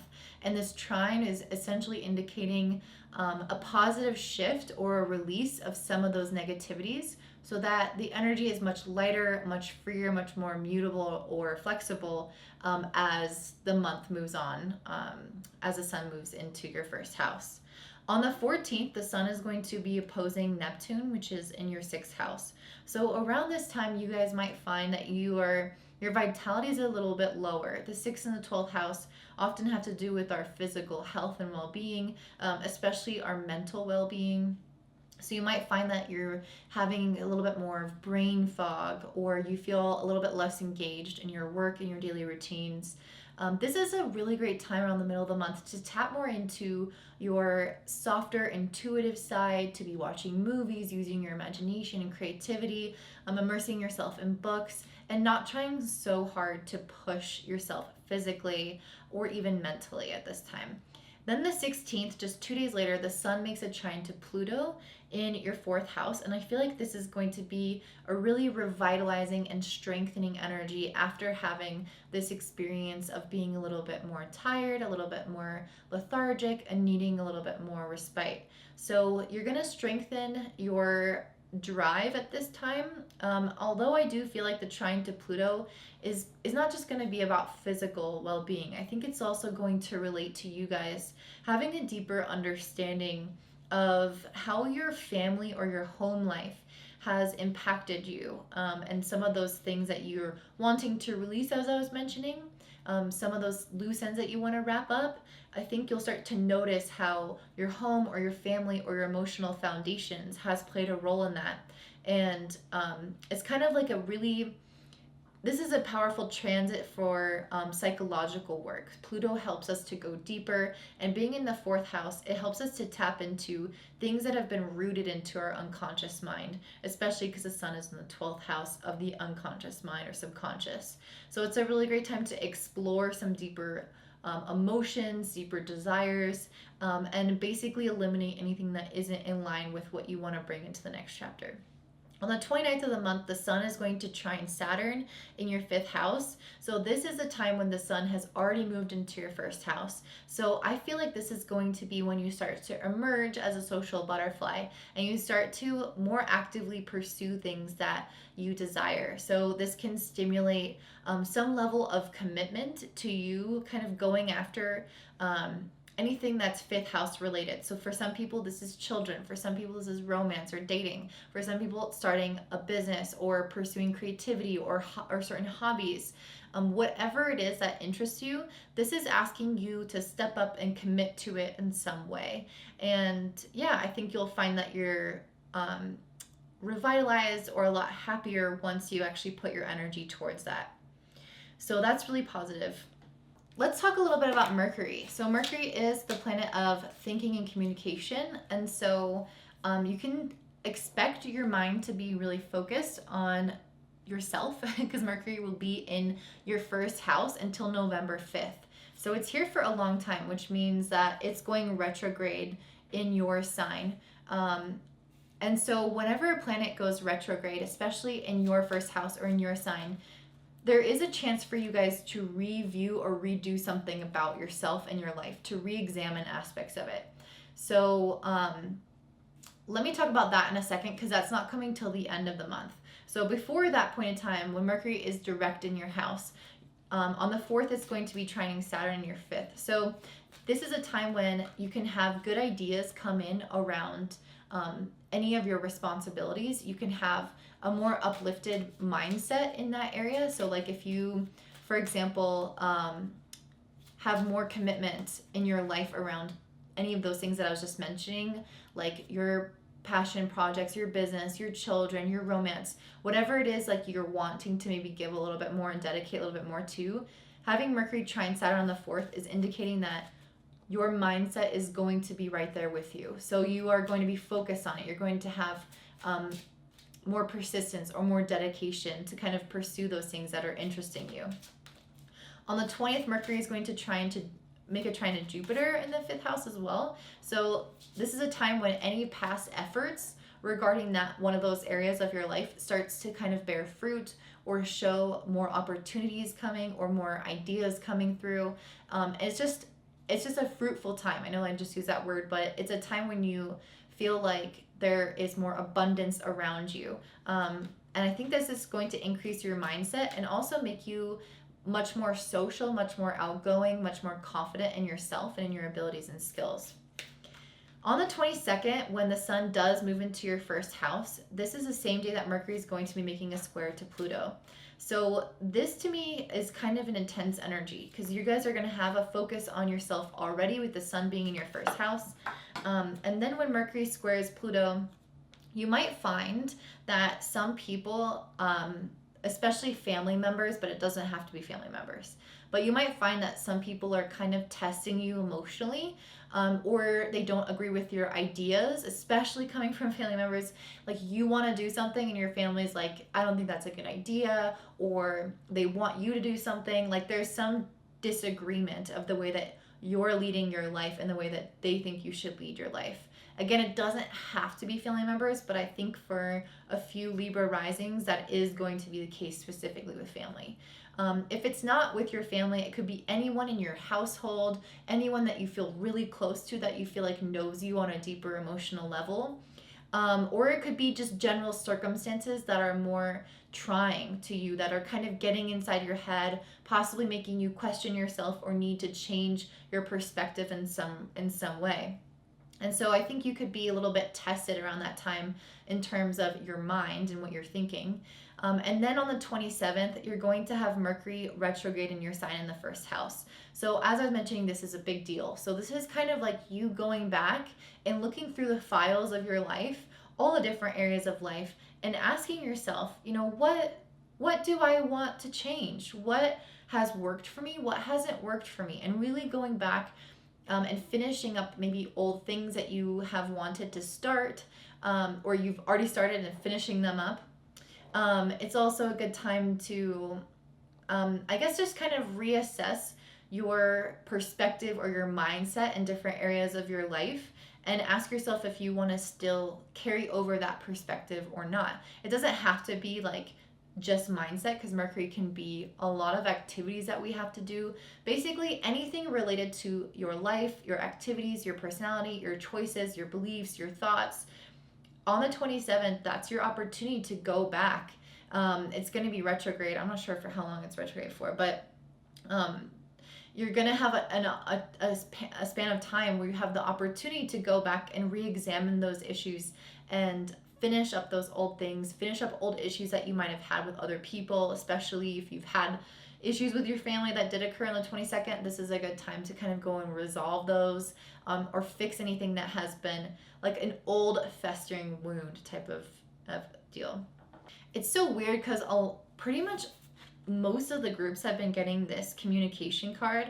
So I do feel like for you, since Mercury is going to be in your sign, in your 1st house, this is always an opportunity to work on your style of communication. So when Mercury does square Pluto on the 22nd, maybe it's not about changing your mind, but changing the way that you express yourself and express your ideas and communicate about difficult issues or things that people don't necessarily see eye to eye with you on. There's definitely some point of contention that can occur with other people, and I feel like communication is going to be key to resolving those issues. And for some of you, it might not resolve politely or correctly or well, but then others of you, I think you'll make some strides or some progress and feel closer with the person after being able to communicate in an effective way. I also pulled the energy card, which to me is really indicating that you're going to have a lot more vitality when the sun moves into your house on the 22nd of the month, into your first house. So this is when you're going to be much stronger, much more active. You're going to have a light shown on your body and on your life. So in terms of making like physical differences, like trying to do new workout routines or change your appearance, I would definitely wait until after the 22nd. You guys are going to have Mars in Virgo, which is in your 12th house again, and it's going to move into your first house on the 14th.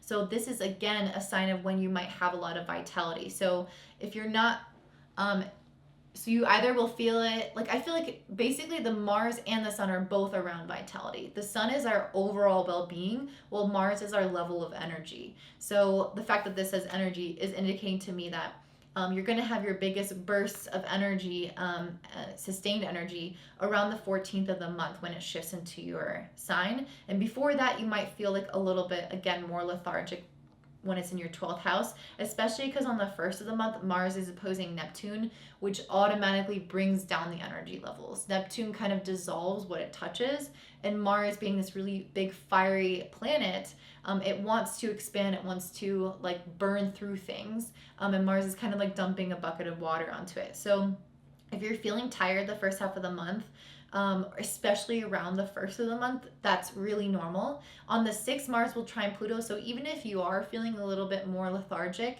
I think that you'll actually feel a little bit better around the 6th. If it's not in terms of energy with Mars trine Pluto, I feel like you are going to be much more ruthless in terms of cutting out old things, and much more ambitious, because I feel like you'll know that you want to cut out some things or make different decisions or wrap up old things because of your ambitions, because of your desire to move forward in your life, your desire to achieve certain things. Even though around the 6th, it's not necessarily the time to do that. It's more so around the middle of the month, towards the end of the month, when you're supposed to actualize all of that. The beginning of the month is like cutting out the fat, reviewing things, understanding yourself, reflecting, like I was saying. So on the 6th, when Mars trines Pluto, you'll have the ability and the energy to tap into some of these old habits, old cycles, and you'll be able to make really massive changes because the sun also trines Uranus on that day. So in terms of following your desires, utilize your desires on the 6th to understand what isn't working or what isn't in alignment with you achieving those desires.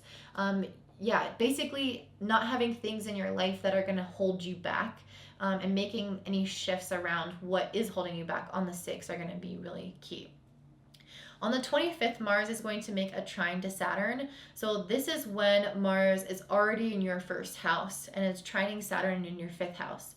So this can be a really good time to dedicate to any long-term projects that you have going on, or anything that involves basically anything long-term, anything that involves consistent, dedicated effort for you to reap the rewards of it later on. So if you've been thinking about making something, creating something, or having something work for you long-term, whether that's in regards to your physical health, in regards to your family, in regards to your projects, whatever it is, this is your time to go all in, to put in all the effort, and that you're going to see rewards based off of, what effort you're putting in at this time. So and again, the end of the month, even a little bit in the middle of the month, is your time to shine, is your time to step up and start putting all your energy into your projects. So don't waste that opportunity. I did want to talk about two of the cards that let me just talk about one of them, and then I'll get to the last card in a second. But I pulled a card for you that has the King of Wands, which says leadership. So to me, this is really talking about Mars moving into your first house. You guys feeling really passionate.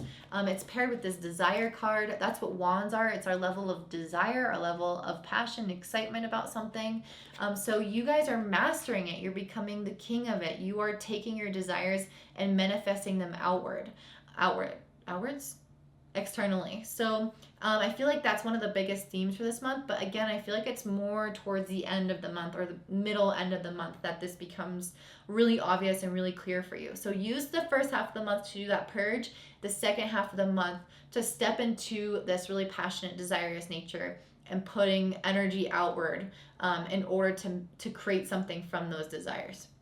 All right, let's talk about relationships. Let's talk about love, money, that kind of thing with Venus. So you guys are going to have Venus in Libra, which is, again, your sign. So it's going to be in the first house until the 10th, when it's going to move into Scorpio, which is your second house. So Venus being in your sign is so beautiful for attracting love and relationships and money and good looks. It's one of my favorite transits. When the Venus hits your sun, when Venus hits your moon, Venus hits your Venus, or Venus is in your first house, all those times are when you're going to feel more so at your best. However, when it is in your first house, that first week of September, it is undergoing a little bit of tension. On the 5th of the month, Venus is making a square to Pluto. To me, this is indicating some kind of need to shift your relationships. There is some imbalance in relationships between giving and receiving. One person is more controlling or more manipulative, or people are not treating you the way that you deserve. It becomes very clear in how your relationships with either people or money or both have become imbalanced, unproductive, or unhealthy or unhelpful. So on the 5th, that's going to be really highlighted for you to desire change, to need change. And luckily the next day Venus is trining Jupiter. So this is your opportunity. Oh, and by the way, I wanted to say on the 5th, this could, since Pluto's in your 4th house, this could really be highlighted with family, but it doesn't have to be from family. On the 6th, Venus trines Jupiter. So just a day later, you're going to have this energy kind of come in and calm the current circumstances. So Jupiter comes in and says, okay, I know that this was really difficult for you, but here's an opportunity for learning. Here's an opportunity for growth. Here's how we can either mend the situation or make a change to that relationship so you don't have to relive this with anybody else. So that's going to feel like a sense of freedom in that, a sense of betterment and improvement. And then on the 17th, Venus is going to make a square to Saturn. By this time, it's going to be in your second house. So finances might be more restricted at this time. You might feel like you have to work a little bit harder than normal to make money come to you. You might find that an investment has left your pockets a little bit tighter than normal. You might just find that you have to just put a little bit more responsibility into budgeting and being careful about your resources. So just be mindful of that. Not that you shouldn't invest and shouldn't do stuff, but the circumstances present could result in having tighter finances. On the 23rd, Venus will oppose Uranus. And so you might find that there is a need to create some kind of change in your finances, or there can be a change thrust upon you in the sense that sometimes there will be like some debt that has come up that you have to pay that's unexpected. Some bills or some issues with your house, some investments are not going as you hoped. There can be like a sudden shift in finances because it's in the second house at that time. It doesn't have to be finances per se. It could be related to more intrinsic values, the way you view yourself, your worthiness internally, your confidence, and your relationships could kind of affect that in an unexpected way. Your level of commitment to something could be shifted. But overall, I generally see this manifesting as something often monetary. On the 29th, you're going to have Venus make a trine to Neptune, and on the 30th, Venus is squaring Jupiter. To me, this is so beautiful in terms of feeling much more positive in our confidence, much more positive in our relationships, more optimistic about life in general. You're probably going to be feeling more optimistic about finances. I do want to say, given these last 4 transits that I just mentioned with Venus, you need to be careful with your finances. Pretty much after like the 17th and onward are not good times for money. So Venus trining Neptune, although it's emotionally positive, Neptune in aspect with a money planet or with the second house can mean, it doesn't have to necessarily be negative, especially as a trine, but sometimes it can mean that there is a financial loss or a possibility of not having a full grasp on where your money is coming and going or the extent of spending. Especially with Venus squaring Jupiter the next day, there can be an extravagance. You can desire more things. I want to eat out. I want to buy this. I want to do that. And like the spendthrift in you can come out even if you normally are more careful with your budget. So I'm just going to say just be a lot more careful with your money towards the end of the month. Even if your money is generally good, it can affect everyone in some respect. The last thing I want to talk about is this Tower card. It says upheaval. So this is often come across as pretty negative in tarot, in the sense that people see a burning building and it's something that says upheaval and they're like, okay, my life is going down. That's not the feeling that I get from this, though. It's paired with the King of Wands, so I am getting this feeling that whatever is breaking away, which in the first half of the month, whatever becomes so the visual that just came to mind is, if you guys scuba dive or if you snorkel, I love scuba diving, it's my favorite thing in the world. But if you scuba dive and you're kind of new and you don't really know how to like position yourself, you can oftentimes, especially if you don't have enough air in your your jacket thing, I forget what it's called right now, you basically will sink towards the bottom, and you can like use your flippers and you could kick up sand and kick up dirt, and then it's hard to see. And after it settles, of course it's going to look, I mean, it probably look the same in the ocean, but in terms of your life, like the sand isn't going to settle in the same place. It's going to settle in a different spot. It's going to look a little bit different if you actually memorize or know that terrain, just like your life. So this Tower, this upheaval card to me is saying that the first half of the month is you diving deep into the recesses of your mind and starting to throw away or kick up some sand around certain issues. Like, hey, this relationship, like, I know I've been kind of leaving it to the side, but it's actually a little bit triggering, or it's actually not that supportive. Or, hey, my money spending habits, I know I haven't been looking at those, but if I'm being honest with myself, I'm not doing as good as I would like to. So it's like examining these areas that maybe were settled before and unsettling them and making them feel uncomfortable. The sense of upheaval can happen as you try to resolve old things, as you try to wrap up those old things so that you don't carry with them in the new cycle. I think that could be a heavy feeling or energy at the beginning of the month. And then you're shifting into this King of Wands with this leadership card where you become the leader of your own life. You cut off those old things. The dust settles, or the sand settles in a new way. Your new terrain looks totally different. And then you're excited about going out and exploring it and really mastering this new energy in your life, and using this as a catalyst to help you promote or work on anything that you're really desiring. Because with Mars in the first, the Sun in the first, in the middle or latter half of the month, it's giving you the spotlight and the opportunity to have the energy to pursue what you want without all these blockages. So that's what I'm seeing for you guys, Libra and Libra Rising. If this resonates, please like and comment down below. And I hope you guys have such a beautiful day. Bye. All right, up next I have Scorpio and Scorpio Rising. So as I've been telling the other groups, I have organized this monthly forecast by planet in chronological order. So essentially what I mean by that is that the dates might be kind of all over the place because I'm looking at the planets in terms of its transits, and then I move on to the next planet and its transits in chronological order. So it's kind of skipping. So if that doesn't make sense to you guys, if you don't like that, comment down below and let me know. Okay. So for you guys, Scorpio, you're going to have the Sun in Virgo in your 11th house for the majority of the month until the 22nd, when the Sun moves into your 12th house. So you're going to experience this kind of twofold of energy. The Sun in the 11th house is a very enigmatic, very outward energy where you're very much a part of the community. You feel like you want to be maybe a little bit more social, or you're very excited about working on certain plans or long-term visions or dreams. Maybe you're connecting in some form to things that interest you in the community. Maybe you're joining groups of people or going to workshops or things that are helping you change yourself or change the vision of your life or feel more connected and make an impact on your life. But then on the 22nd, the Sun moves into your 12th house. So that energy really calms down. It really goes inward and becomes introspective. So all of that outward socializing and connecting and everything is kind of put out. That flame is put out in a way, and it's all turned within. So if you feel this energetic shift, know that that's really normal. So that again will happen on the 22nd when the Sun moves into your 12th. So on the 6th of the month, the Sun is going to make a trine to Uranus.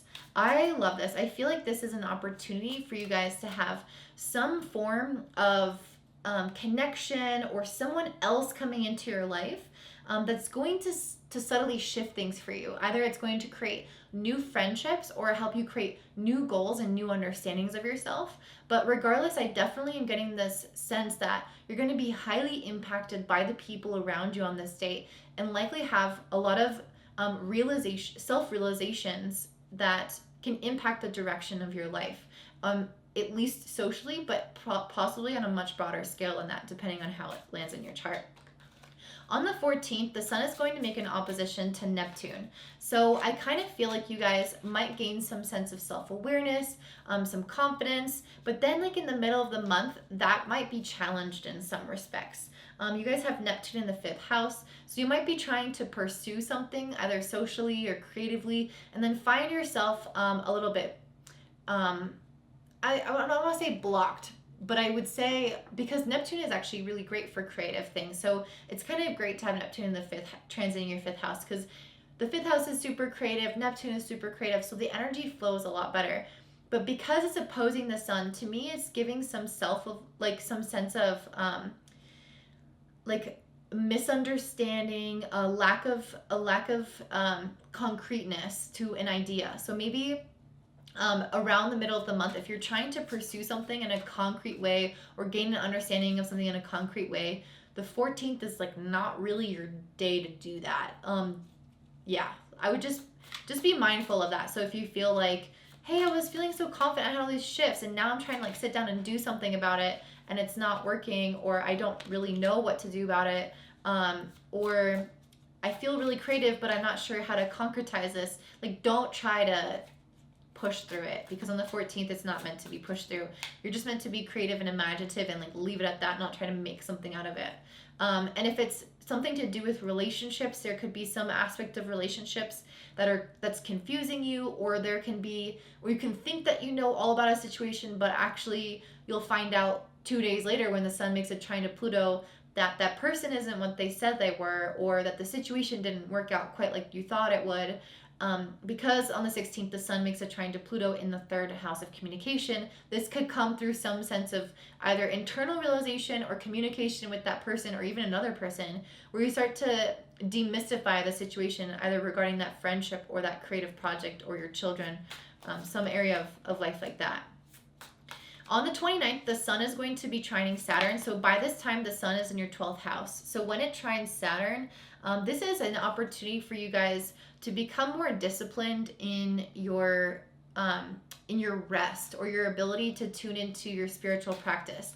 There is some level of commitment when the sun trines Saturn that we're being called to as a soul or as a society, to commit to some area of our life. And for you, this is an area of rest and rejuvenation and emotional processing. So if you haven't had enough time alone, or at home, specifically at home, because Saturn is in your 4th house of home, this is your time to do that. This is your time to turn inward, to spend a lot more time, I guess, like either self-reflecting or at least just resting. This idea of rest is going to be important for you at that time. So if you haven't been doing that, you're going to feel things start to catch up with you, and you're being asked to do that essentially towards the end of the month on the 29th. Okay, let's talk a little bit about Mercury. So Mercury is our planet of thinking and communication, and it's going to be in the same sign in Libra until November 5th. So that is going to be in your 12th house. Interesting. I just pulled a card for you that says vitality and trust. So to me, when the sun moves into your 12th on the 22nd, 12th house, the vitality can often be lowered, and that's one of the reasons we're being, like, astrologers will tell you to rest, to reflect, to use the internal slowing down, and ride that wave naturally and not try to push yourself out to the world. So towards the end of the month, you might feel some of your energy turn inwards, and even like in terms of your mindset, your energy might be like, your mind might be turned inwards throughout the entire month, because Mercury is in your 12th house of introspection, of rest. And sometimes it's interesting to have Mercury here, because you will, even though you have your sun in the 11th house, so you might be actually out in the world and quite social, it's like your mind's eye is turned inward on yourself, and it can create sometimes this feeling of like not really knowing where you're going. Like the sun means that you are still making progress forward, like you're still doing stuff out in the world, but it's almost like your mind hasn't quite caught up, or your mind is hasn't quite it hasn't grasped something. It doesn't quite know exactly the next steps or exactly where all this is leading. It can create this feeling of indecisiveness, not knowing, especially Mercury being in Libra, which is already a very indecisive sign. And I think that's why I pulled this Justice card, which is the card for Libra. You guys might be feeling like for most of this month, you're in this state of kind of like haze or fog, where like, I thought I was making progress and I feel good at the beginning of the month, like physically and out in the world doing stuff. But then at the end of the day, like, where is all this going? What am I doing? Kind of like this feeling of being a little off kilter. I think that's the balance card is telling you to find your balance internally through rest, and through having realistic expectations about what this time is about for you. It's the Hierophant card is highly associated with spirituality and going within to determine your own truth. And I also pulled the card Trust, which to me is about trusting this process that's unfolding, trusting the not knowing. Having Mercury in the 12th house is requiring you to have a lot more trust in the divine, that the divine has your back and knows where it's pushing you right now. So instead of trying to force things, instead of trying to control things or fully grasp and understand things, can you just trust the process? Can you just trust that you're meant to go within right now? Not completely, like, again, take into account what I said about the sun, but can you trust that your mind, at least, is not supposed to be grasping all the next steps or where all this is going or what all of this means? You're not supposed to know those things right now. So don't force it, just let it flow. And this snake card on this, the snake on this card really caught my attention. And it's also, it says Taurus. I'm sensing that there can be some physical transformation as well. So especially when the sun moves into your first house, or even Venus is going to be in your first house on the 10th of the month. This to me is indicating some kind of like physical transformation that you might feel like you go through. You guys might feel like you're more attractive, more like, I want to say like juicy, like looking at this, and it's also Taurus, which is ruled by Venus, and the snake is indicating some kind of like awakening. And because it's going to be in your first house, at the 10th, Venus will be in your first house from the 10th onward. I am definitely feeling like you're going to be much more like, in your like sexual power. That's what I feel like, because Scorpios, you naturally have some kind of magnetic sexual energy that other signs don't quite have. You have this this air about you, this mystery and this privateness that is often a power. It's a tool that you can use. And so I feel like that's going to be something that you're going to be tapping into a little bit more, is that kind of like Kundalini attractiveness, sexual energy. If it's not just like physically being more attractive, which oftentimes Venus does or makes us feel like, at least, or attracts other people to us, it's like energetically you're more attractive on the 10th. So just be careful about what you are attracting. Just be careful about your mindset and the thoughts that you're thinking from the 10th onward, because you don't want to, attract negative situations by assuming the worst, essentially. So on the 4th, Mercury is going to make a trine to Saturn, which is in your 4th house. So you guys might be processing some more like emotional situations regarding home and family. Or it could be you having a little bit more of like tasks or responsibility around the home. You guys could be gaining insight into how your family has kind of impacted you, and then be able to utilize this to further develop yourself or further understand yourself, especially on the 20th when Mercury trines Jupiter. This can become any kind of like, this can essentially be like an opportunity that can arise out of the self-work that you were doing around the 4th.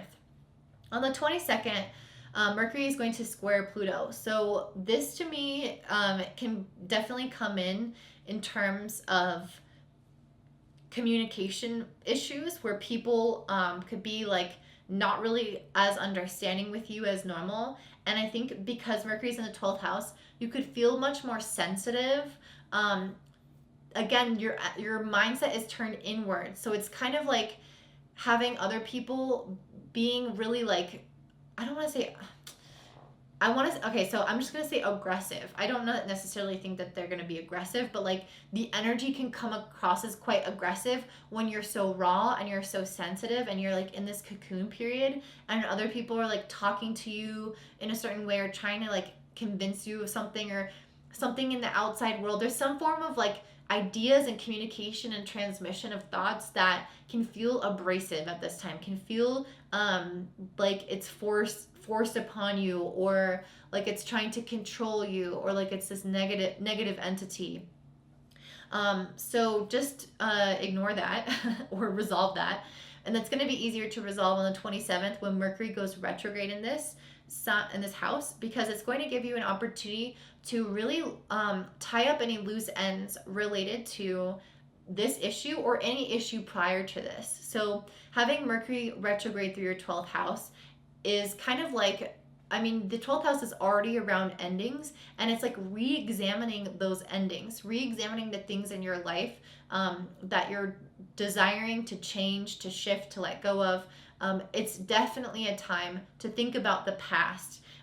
Yes, like the 27th onward, you're going to be thinking much more about the past and focusing your energy on that, and maybe unlearning some things that were told to you or taught to you that you feel like don't actually match where you're going in life. And this is going to help you step into a greater sense of balance.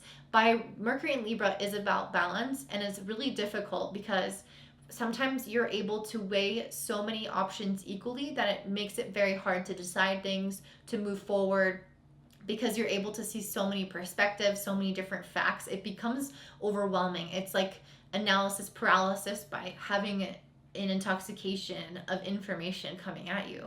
And so I feel like it's actually going to help you rebalance things by maybe going back to things where you haven't fully committed to or just made decisions around something.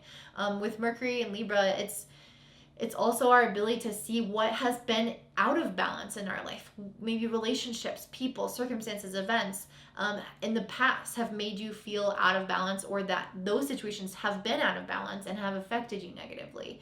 So now is your time to go back and fix those things and recognize where those potholes are and how you can go back and cement them further to create that sense of balance that everyone feels like they need before we enter into full Libra season on the 22nd.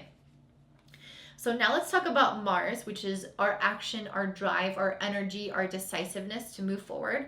So for you guys, Mars is going to be in your 11th house and then transition for the first half of the month, and then transition on the 14th to your 12th house. So again, that first half of the month, you're going to have a lot more vitality. You're going to have a lot more energy to go out and socialize and connect with different people. This is a really great time for networking, essentially, to make important connections that are going to serve you maybe in 2 months from now when the sun moves into your sign. So on the 22nd, the sun is going to move into your 12th house. And on the 14th, Mars will move into your 12th house. This is a time when you're not really supposed to be necessarily taking action on all those connections. The first half of the month you are supposed to. The latter half of the month is more about shutting down, going within, and understanding and kind of interpreting a lot more stuff around the past, because Mercury is going retrograde. So once you've resolved some of those things from the past, then the next month you're going to have the sun move into your first house, and you can start to utilize the information and the connections and everything that you gained from the beginning half of September in October when the sun is in your house. So I hope that makes sense. So essentially you're going out into the world, collecting relationships, collecting information, understanding perspectives, and shifting some ideas about yourself and your path. And then you go into this incubation period where you go within and you're processing things internally. Then you re-emerge the following month with the sun in your first house, ready to implement the things that you learned the month prior. Okay, so I hope that does make sense. So Mars being in Virgo the first half of the month is a very social energy, but Mars on the very first is opposite Neptune on the very 1st of September. So you might actually feel like even though you want to go out and socialize, there can be some sense of feeling like your needs, not your needs aren't met, but like when I think of Mars opposite Neptune, I feel like it's wanting to make progress, but then Mars kind of like diffuses our energy a little bit. So you might, on one hand, want to be like quite social and out there engaging in the world, and on the other hand, you might actually feel like, well, I kind of just want to sit here and do art, or I kind of just want to do my thing and the things that I enjoy with people that I'm already close with, and not really put myself out there. So on the very first of the month, you might feel that, but then on the 6th, Mars is going to make a trine to Pluto, and I think this is going to step up your activity because Pluto's in the 3rd house, which is already a very communicative and active house, and then Mars will be in your 11th. So this is a time when you can have difficult conversations, where you can be much more magnetic. This is a good time for marketing if you're interested in that, making really deep connections with people that you can utilize later in October. So the very first of the month, you might not feel this as much, but then on the 6th, you're going to be more passionate, more like driven and ambitious, and also less afraid to put yourself out there. Mars is about courage. Pluto, there's no fear. You know that you have this power within you. So when these planets are speaking in harmony, it's telling you to put yourself out there in a way that might feel risky normally, that on the 1st of the month didn't feel good, now feels good, now feels more exciting, and you're brave to go out there and witness different people and make those connections. On the 25th, this is when Mars is going to be finally in your 12th house. It's going to be trining Saturn in your 4th house. So this is about definitely taking some purposeful rest, really reflecting on where your life has been going in terms of, how you feel emotionally, how things have impacted your inner well-being. And I guess doing anything that can be more responsible to take care of yourself, to make sure that you are, able to move forward in this next chapter ahead, because you have revitalized yourself on all levels of being, from the soul to the mind to the body. So bringing in the responsibility to take care of yourself, and the energy also to do that. Lastly, let's talk about relationships. So we have Venus in Libra, which is always beautiful to have Venus in its home sign in Libra. It will be in your 12th house until the 10th, when it moves into your 1st house. So at first, relationships might feel like they're stagnating, or like you might feel a little bit out of touch with relationships, or a little bit more isolated, like you may have a desire to be a little bit separate, or you might have less information or engagement coming in through relationships. Some sense of disconnection can happen when Venus transits the 12th house. And on those, when it's transiting the 12th house, on the 5th, it's going to make a square to Pluto in your 3rd house. This can bring up some kind of communication issues in regards to relationships, where you feel like you need to have a difficult conversation with somebody, or somebody doesn't understand you. There's like some tension there, some respect where you feel like, oh, I need to change something about this relationship. Something here isn't working. If it's related to money, it could be that you're not really able to fully see, if it's related to money, I feel like you're gonna be presented maybe with like difficult ideas or concepts, or understanding around your spending habits. It could be either difficult to hear, or there could be difficult situations that comes up that feels like it's like blocking money, and specifically like from your mindset or the way that you speak about money, or even actions that you're taking around like budgeting and those little daily kind of tasks. So relationships or money are a little bit challenged on the 5th, but then the next day Venus is going to make a trine to Jupiter, and I feel like it will have a positive resolution. So whatever that means in terms of outcome, I don't know. The feeling is that you're going to learn from this, you're going to grow from this opportunity, from this challenge, and you're going to come out a little bit wiser and a little bit happier. So if it was difficulty in relationship, that conversation can be smoothed over. You can feel a lot better. Or if you just have a breakup, then I think you're going to be feeling a lot like a sense of relief, like, oh, I have a lot of opportunities now. The doors are opening for me now. I don't feel as restricted. I don't feel as controlled. So whatever it is, like the next day is some kind of positive resolution of the previous issue regarding love or money. On the 17th, Venus is going to be moving into your 1st house on the 10th. So on the 17th is when it's already in the 1st house. It's going to make a square to Jupiter in your 4th house. This can bring about this feeling of like not being supported enough within your family atmosphere, your home life. There could be some more challenges that kind of crop up around your home or your family. It could make money feel a little bit more scarce. It can make certain challenges kind of present themselves in your life where you don't feel as supported as you would like to be. And then whatever kind of dissatisfaction tends to arise at this period, honestly, this could be a lot of things. I don't want to give super concrete examples, but whatever dissatisfaction arises when Venus squares Jupiter is going to likely be resolved on the 23rd when Venus opposes Uranus. Uranus is in your 7th house of relationships, and so I think you're going to realize, like, no, I'm done. I want freedom. I want a change. I want this end of this old cycle. I'm really tired of this old feeling, this old cycle that's been coming up in my relationship patterns. I'm tired of it and I want to shift it. And so on the 23rd, you're going to make that shift. It could feel volatile. It could feel like a break. It could feel like this massive change, but it's going to feel liberating. It's going to feel freer. You're going to feel lighter at the end of the day, even though it does involve some kind of radical, possibly disturbing or upsetting shift. Ultimately, it's also very freeing. So it's like, it's kind of like a mixture of energy. Then you're going to be so much happier that you made this shift, because on the 29th, Venus is going to trine Neptune, and on the 30th, Venus is going to square Jupiter. You're going to attract a lot more compassionate and social relationships. I think you're going to feel more at ease. Be a little bit careful, because I think you're going to be much more likely to want to overdo it with like this new aspect. You might feel like, I want to be super social, and then you're not like sleeping enough, or you're like eating too much, or you're drinking too much, or spending too much. There can be a tendency to overdo it, but ultimately it seems like this kind of body high and relationship high and things feeling like they're going up and they're improving, and like you have been liberated in a very positive way, and that the repercussions from it have all been positive and uplifting. So that is what I'm seeing for you guys, Scorpio and Scorpio Rising. If this resonates, please like and comment down below, and I hope you have such a beautiful day. Bye.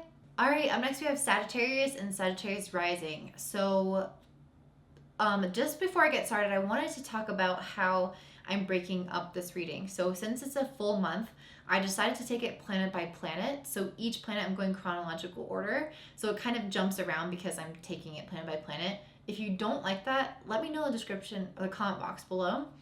And yeah, okay, so the sun for you guys is going to be moving through your 10th house of career. So for most of the month until the 22nd, you're going to have your sun in Virgo in your career sector. So this is a time for you to really focus outwardly on your legacy, on your impact on the world, on your relationship with authority figures, on the way that you want to be seen and understood, and especially, yeah, your career, your job, any way that you want to leave your footprint behind. That's a big focus for you for the first 2/3 of the month. On the 6th, the sun is going to make a trine to Uranus, which is in your 6th house. So you might have a little bit of a shift in terms of career, or the way that you pursue your work, or the way that you set up your routine. You might have like a different impact or relationship with your higher ups or with colleagues. You might have some realizations about some area like that. This is coming on the back of Venus making a square to Pluto on the 5th. I'm going to talk a little bit about that later.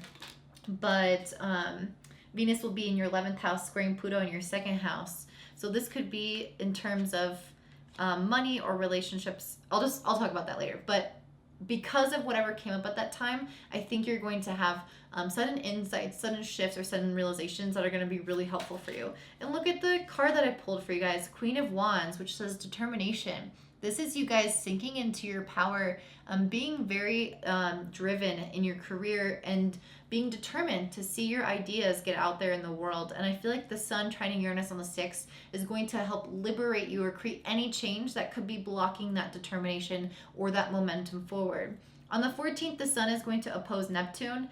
This is a much more internal energy. You could be seeing yourself have more issues or dynamics come up in regards to home versus family. You might feel like your energy is drawn a little bit more towards the home, but you want to be out in your career. This is a little bit of conflicting energy. You might feel like Some of the inspiration is there, but you don't necessarily have the drive or the ambition on this day to go and pursue it. But just 2 days later, when on the 16th, when the sun makes a trine to Pluto in your second house, I feel like you're going to be a lot more motivated. It's going to ignite you again. You're going to want to pursue finances, pursue this level of stability, to again create something very tangible for people in the world that others can benefit from. So I think that's going to be a really, oh wow, I pulled a lot of cards going on here. That's too many. I'm trying to pull just like 2 cards.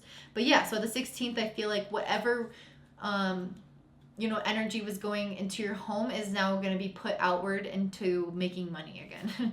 You're going to be like, wow, I can't just take off of work, or I can't just stay home and relax. Like I have to, make a living, make some finances. On the 29th, the sun is going to be in your 11th house. Well, it's actually going to be there on the 22nd, but it's already going to be there when this aspect occurs between the sun and Saturn. So the sun will trine Saturn on the 29th, and Saturn is in your 3rd house. So to me, this is receiving some kind of positive indication in terms of like connections with other people or information that you're going to receive that's going to help move things forward in terms of long-term goals, or in terms of solidifying current relationships, or receiving help from people in higher places or people with more connections or more opportunities. I feel like somebody could be sharing an idea with you, or they could be again connecting you with someone or giving you some kind of opportunity. There is something here where you have something coming in that requires some level of commitment and responsibility to, but is also going to be really helpful for long-term success in your career. Let's talk about Mercury, which is our planet of thinking and communication. So Mercury, for all of us, is going to be in Libra until November 5th, which means for you guys, it's going to be in your 11th house of friendships. So you guys are definitely going to be having a heavy focus on your social life, on your community around you, possibly going out and meeting new people, making new friends, meeting new connections, having some kind of basically skin in the game when it comes to your relationships. That's going to be a heavy emphasis for you until November 5th. So that's a pretty big deal. So in terms of making friends and connections and receiving help from people, you're going to have a lot more blessings in that area of your life until November 5th. So really focus on utilizing that. Use the astrology, use the energy, ride the wave instead of going against it. So on the 4th of the month, Mercury is going to be making a trine to Saturn. So this could be a really great time to improve communication in your relationships. So if you've been wanting to have any kind of friendship or any kind of difficult conversation with somebody, this is such a good time to do so. And I see a really positive outcome, a lot of growth, a lot of personal development, a lot of wisdom that you're going to gain from this experience. Because on the 20th, Mercury will then trine Jupiter, which is also in your 3rd house. So this is ease, this is flow of communication, this is being much more optimistic in your thinking, encountering people who are much more understanding, who are much more receptive to what you have to say. But then just 2 days later, Mercury makes a square to Pluto in your 2nd house. So I feel like if this is coming from someone else, it can kind of contradict the previous energy where you felt like things were going so well, then 2 days later you have other people kind of pushing back. But honestly, my gut feeling or my intuition is more so telling me that this is related to money. And as I said that, I pulled the abundance card. So I kind of don't feel like this has anything to do with relationships at all. On the 22nd, of course it could, but what I'm getting from this on the 22nd when Mercury squares Pluto in your 2nd is really related to your mindset around money. You could be feeling a little bit scarce. You could be feeling like you are worried. There's like a fear that oftentimes comes up with Pluto. And this is telling me that you guys are actually very abundant and you will continue to be abundant. But this card is telling me that you might not actually feel that way. You might need to make some shifts in your mindset in order to feel this abundance, because it is around you. I'm getting the sense that you are supported, but that maybe you don't quite feel that way on the 22nd. On the 27th, when Mercury goes retrograde in Libra, this is going to be your opportunity to go back and examine any of those issues that you've had. So if it's mindset around money, you can go back and examine it. If it's any kind of communication issues or friendship issues, this is your time to go back, fix those things from the past, have those old conversations about old issues, and resolve them, tie them up. Mercury retrograde is having us attend to the loose ends so that we can move forward in a more positive direction in the future when it goes direct. So again, the 27th is your chance to do this for some period of time. Then you're going to have Mars in Virgo, which is in your 10th house of career, and it's going to be there for half of the month. On the 14th, it will move into your 11th house. So this is a really perfect time for you guys to have this equal split of energy going from your career in the first half to your friendships and connections in the second half. Even though on the very first of the month in September, Mars is going to oppose Neptune, you might actually feel like you have some lack of clarity at this time. Mars wants to move forward. It wants to make decisions. It wants to take action. It doesn't want to sit and think about everything and worry and wonder. It wants to go. It wants to, like green light, action, let's go.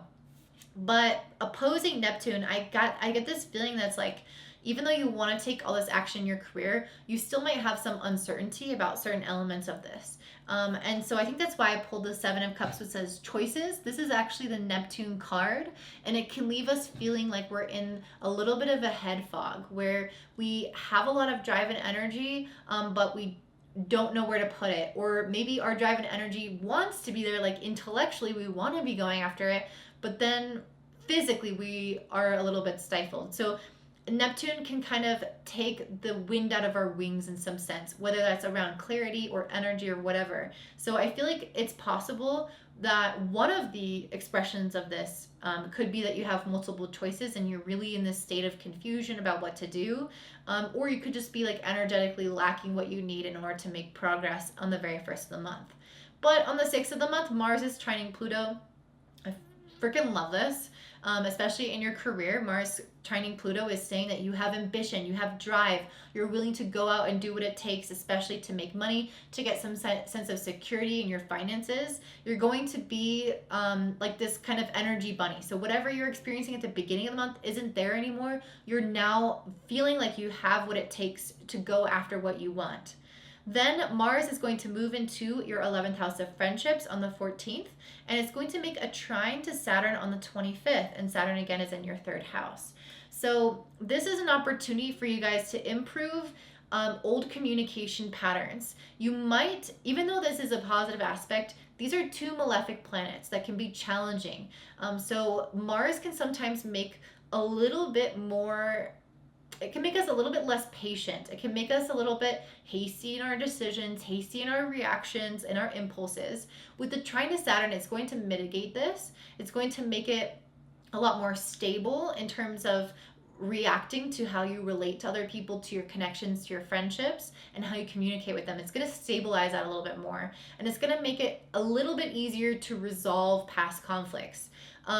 However, because they are two malefic planets, sometimes it can bring up something that takes a lot of effort, something that feels burdensome, and it's like you want to react, but then you hold back. It can feel not the best, even though it is a positive aspect, meaning it can have a positive outcome. You still might find that it's a little bit uncomfortable at this time in regards to communication or resolving issues. Even though it will likely have a positive outcome, it might feel uncomfortable, is what I'm trying to say. Now let's talk a little bit about your relationships. So we're going to look at Venus, which is in Libra. Venus loves to be in the sign of Libra. It feels at home here. It feels safe here. It's going to improve relationships just by being in this sign. It's going to be in Libra in your 11th house of friendships. So your relationships are going to feel, they're just going to be like, they're going to feel a little bit easier, even though I'm about to tell you something that's difficult on the 5th. Generally, it's going to feel easier, more flowing up until the 10th. And then Venus will then move into Scorpio, which is going to be in your 12th house. So you might have a little bit of time to kind of have a break or disconnect from relationships after that. So, okay, on the 5th, Venus is going to square Pluto. So even though Venus is in the 11th house and shining a light on your friendships, it's bringing some harmony to those relationships. The square to Pluto can shift this energy slightly and make it a little bit more challenging to understand people, for people to get along. It's kind of throwing a monkey wrench in a situation. It makes people more controlling, more jealous. It brings out the negative shadow sides of our friends or our connections. And it could come around this feeling of around finances or around this desire for a sense of independence and stability that your friendships might not understand or might go against in some respect. So there is some like destabilizing effect that happens on the 5th. But on the 6th, Venus will then trine Jupiter in your 3rd house. So you'll have a conversation or a mindset shift or something around ideas and communication that will shift this into a higher octave, that will transmute this energy to become much more positive. So whatever was going on around this time is going to feel like you've resolved it. Whatever issue kind of comes up is going to feel like it's passed by, that you've learned from it, that you've grown from it, that you've received some wisdom from it. And it doesn't just mean that the situation with that person, like it doesn't mean if you're in a relationship or a friendship and you have an issue come up that you will remain friends or won't. It just means that whatever outcome from that situation occurs is ultimately positive for your growth and for your well-being and your feeling of lightness in your heart. So I don't know what that outcome is for you personally, but it's going to improve. I do want to make a comment because on the 6th, when Venus trines Jupiter, the sun is also trining Uranus on this day. So again, I feel like whatever happened in your relationships kind of prior to this is going to kind of trigger you to desire to make a change to some aspect of your career. And I do think that this is important because you got the 7 of Cups, which is about choices, and then right after you got the Judgment card, which is about needing to make a decision, and a decision that can alter the course of your life that actually has a significant impact. So I am getting the sense that around the 6th, you're going to have some decision either around friendships, but I think it's mostly around career, honestly, or those could be somehow intertwined.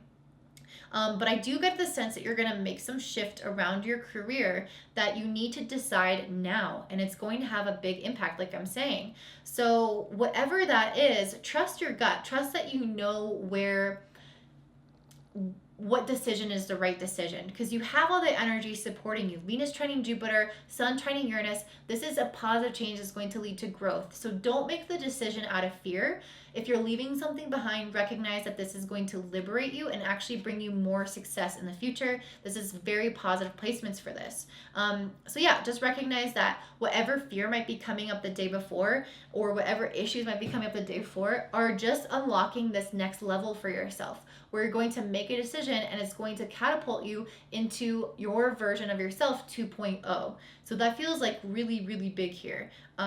And I think it's going to help lead to a greater sense of abundance. And this means both mentally, physically, monetarily, every aspect of your life, relationships, love, abundance is in all areas. And so I feel like when you make this decision and you act from a really determined and confident place, because wands are about confidence and knowing that you know the next right step.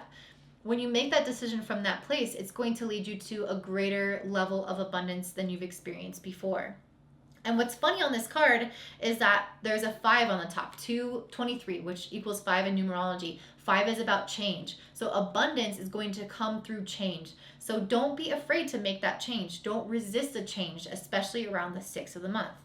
On the 17th, Venus is going to make a square to Saturn. So at this point, Venus is going to be in your 12th house, squaring Saturn in your 3rd house. Personally, I don't like this.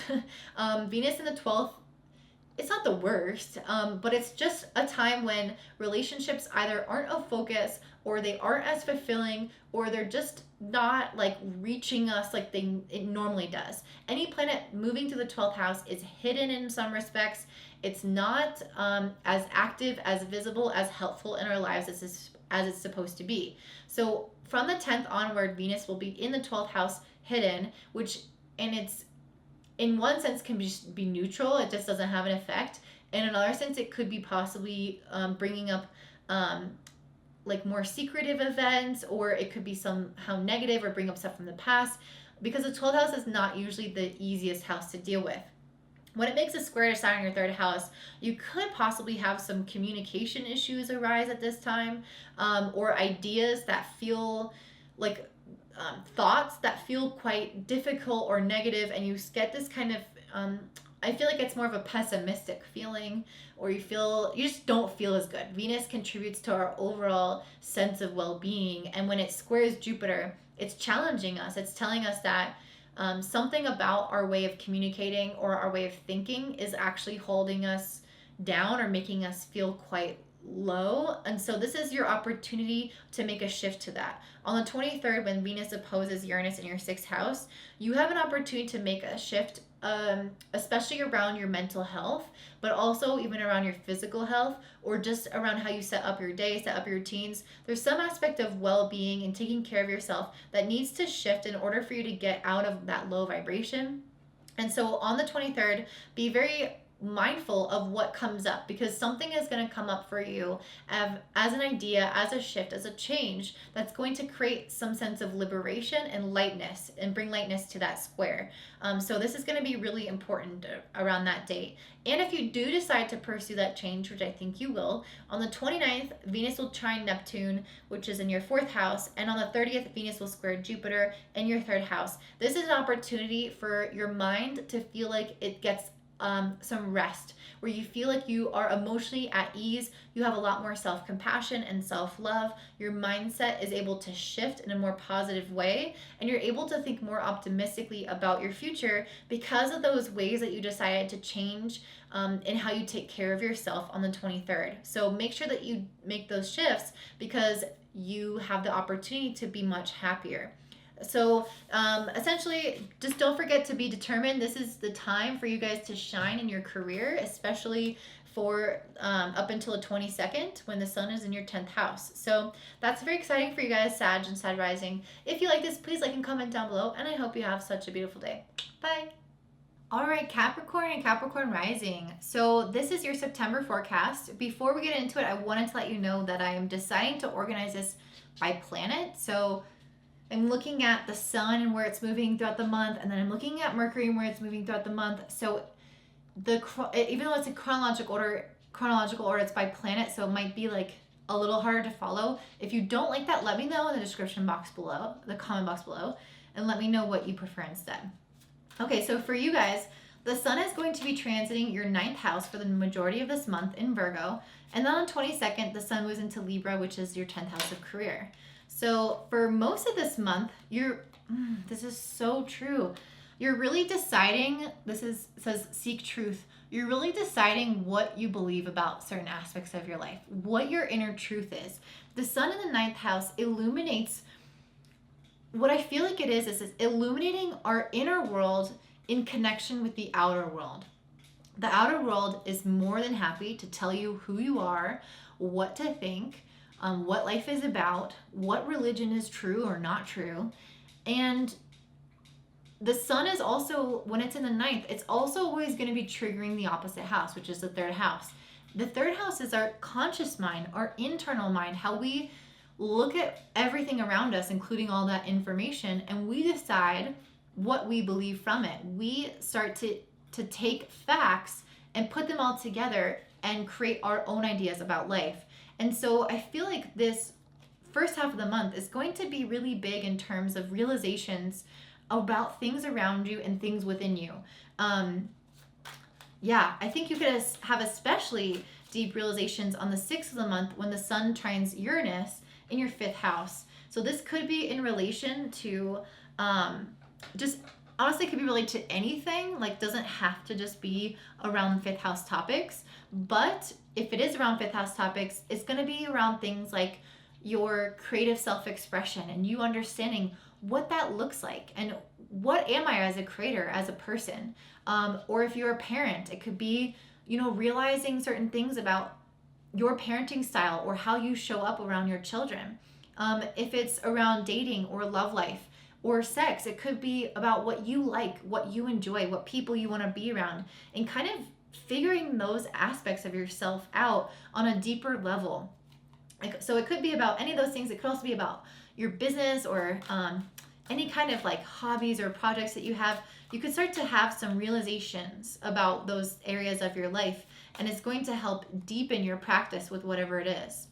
On the 14th, the sun will make an opposition with Neptune in your 3rd house. So this is when it can start to feel like you thought you had a grasp, you thought you had realizations, and then it's like you're not so sure anymore. You kind of feel like, wait, but I had a stronger sense of where these things were going. I kind of thought I knew what was going on.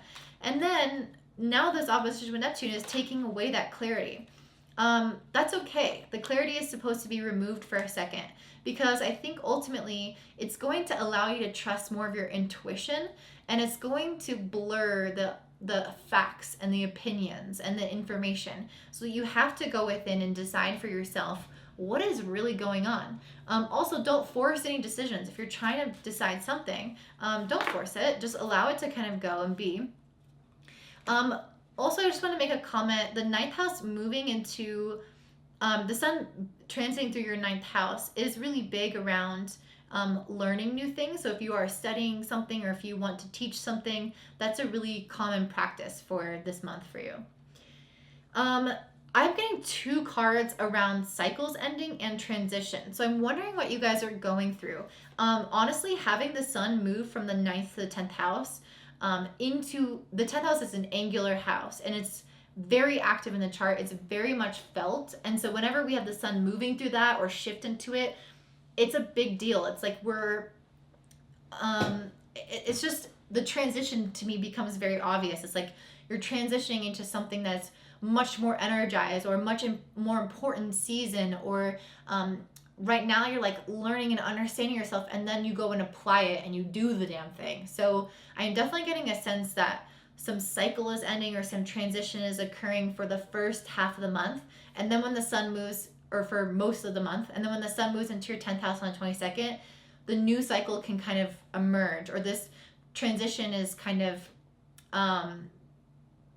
going to become either much more obvious, or the transition is finished and it's like the newness, I guess, is what I'm trying to say.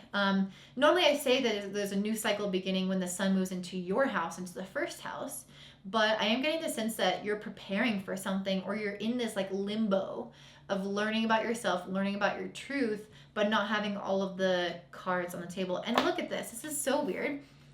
This is the Wheel of Fortune, which says cycles, and then the next card is the transition card, and this is a 10, which I pulled first, and then this is an 11. So you're making some kind of progress here. You're ending a cycle and transitioning into a new one. And so I'm not sure if that's gonna fully wrap up within this month, or if you're going to be in that state of transition the whole month, or what the timeline is per se. But I am getting the sense that there are some big endings or some big shifts that feel like a transition. And sometimes transitions are really weird. It's like you don't have your feet really steady in the new land, but you're also not fully in the old place, and you're in this like weird limbo. I heard another astrologer say this. She was like, having one foot in the future and having one foot on the past means that you're pissing on the present. So just be careful not to do that if that kind of feels like your life. Like sit down and enjoy the present, even if it doesn't feel concrete. So yeah, let me look up what this says about transitions, because this is really standing out to me a lot. It says, cauliflower heralds a change. This might have happened recently, but be happening soon, or the energy around a change is unsettled. A rebirth can now take place, and if you're holding on to what has gone before, it's time to let go for good. A reactivation can take place in any area of your life if there has been a lull or a setback.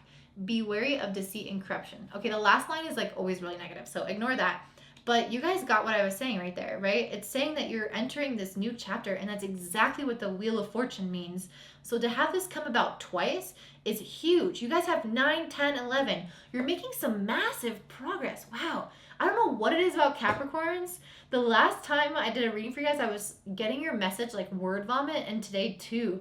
Wow, I'm seeing this like natural progression, this natural growth. You guys are going from seeking your own truth, understanding who you are, understanding what you want, quieting the outside noise, and getting solid within yourself. Then the next time you're going to end some kind of old cycle that has been long overdue. And then you're entering a transition phase. And again, this could feel like a little bit of a limbo. So just own it, just feel it, and don't resist that transition, because it's often uncomfortable. Okay. On the 14th, I don't know if I just talked about this. I literally cannot remember, so I'm going to say it again if I have. On the 14th, the sun is opposing Neptune. So if you are making some transition, this is when you can feel like you're not really sure what that looks like.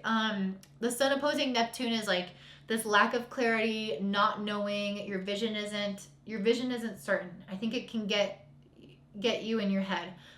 So just just know that you're not supposed to have all these tangibles. That's okay. I think I already talked about that.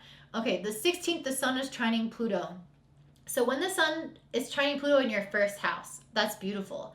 This is when I feel like you're going to have a lot more understanding of your path. So just a couple days before, you're like, what the fuck am I doing? And then 2 days later, you grasp it. You're like, this is it. This is the direction. This is my power back. I'm doing this. Like, I got this. So that feels really positive. And then on the 29th, the sun makes a trine to Saturn in your second house. So by this time, the sun will be in your career sector. So there can be some level of like commitment around work that is going to enhance your finances or stabilize your finances. So just make sure that you are showing up to that commitment, doing, you know, what you say you're going to do and that kind of thing. All right, let's talk about Mercury, which is the planet of thinking and communication. So on the 4th, Mercury is going to make a trine to Saturn in your second house. So Mercury is going to be in Libra until November 5th, which is your 10th house of career. So you guys might have some new ideas come in around the 4th of the month. Or yeah, something around like how to create long-term financial success for yourself. So whatever is coming in, whatever your thoughts are around the 4th, around your career and building those finances or budgeting in a new way and handling your money in a new way, that feels really good. I feel like you guys should, you know, trust whatever is coming in around the 4th of the month. On the 20th, Mercury will trine Jupiter. So this is, again, receiving money or accolades or attention or some beneficial connection, something coming in around career and money that's going to feel really exciting, really juicy, really good for your life, a positive opportunity for growth. On the 22nd, 2 days later, this might feel like a challenge. You might start to feel like you have self-doubt, like you're not sure. Like, okay, I just got this opportunity, but I don't know. Can I do it? I don't think I can do it. Of course you can do it. Of course you can do it. It's meant to push you. It's meant to help you grow. You're meant to be challenged.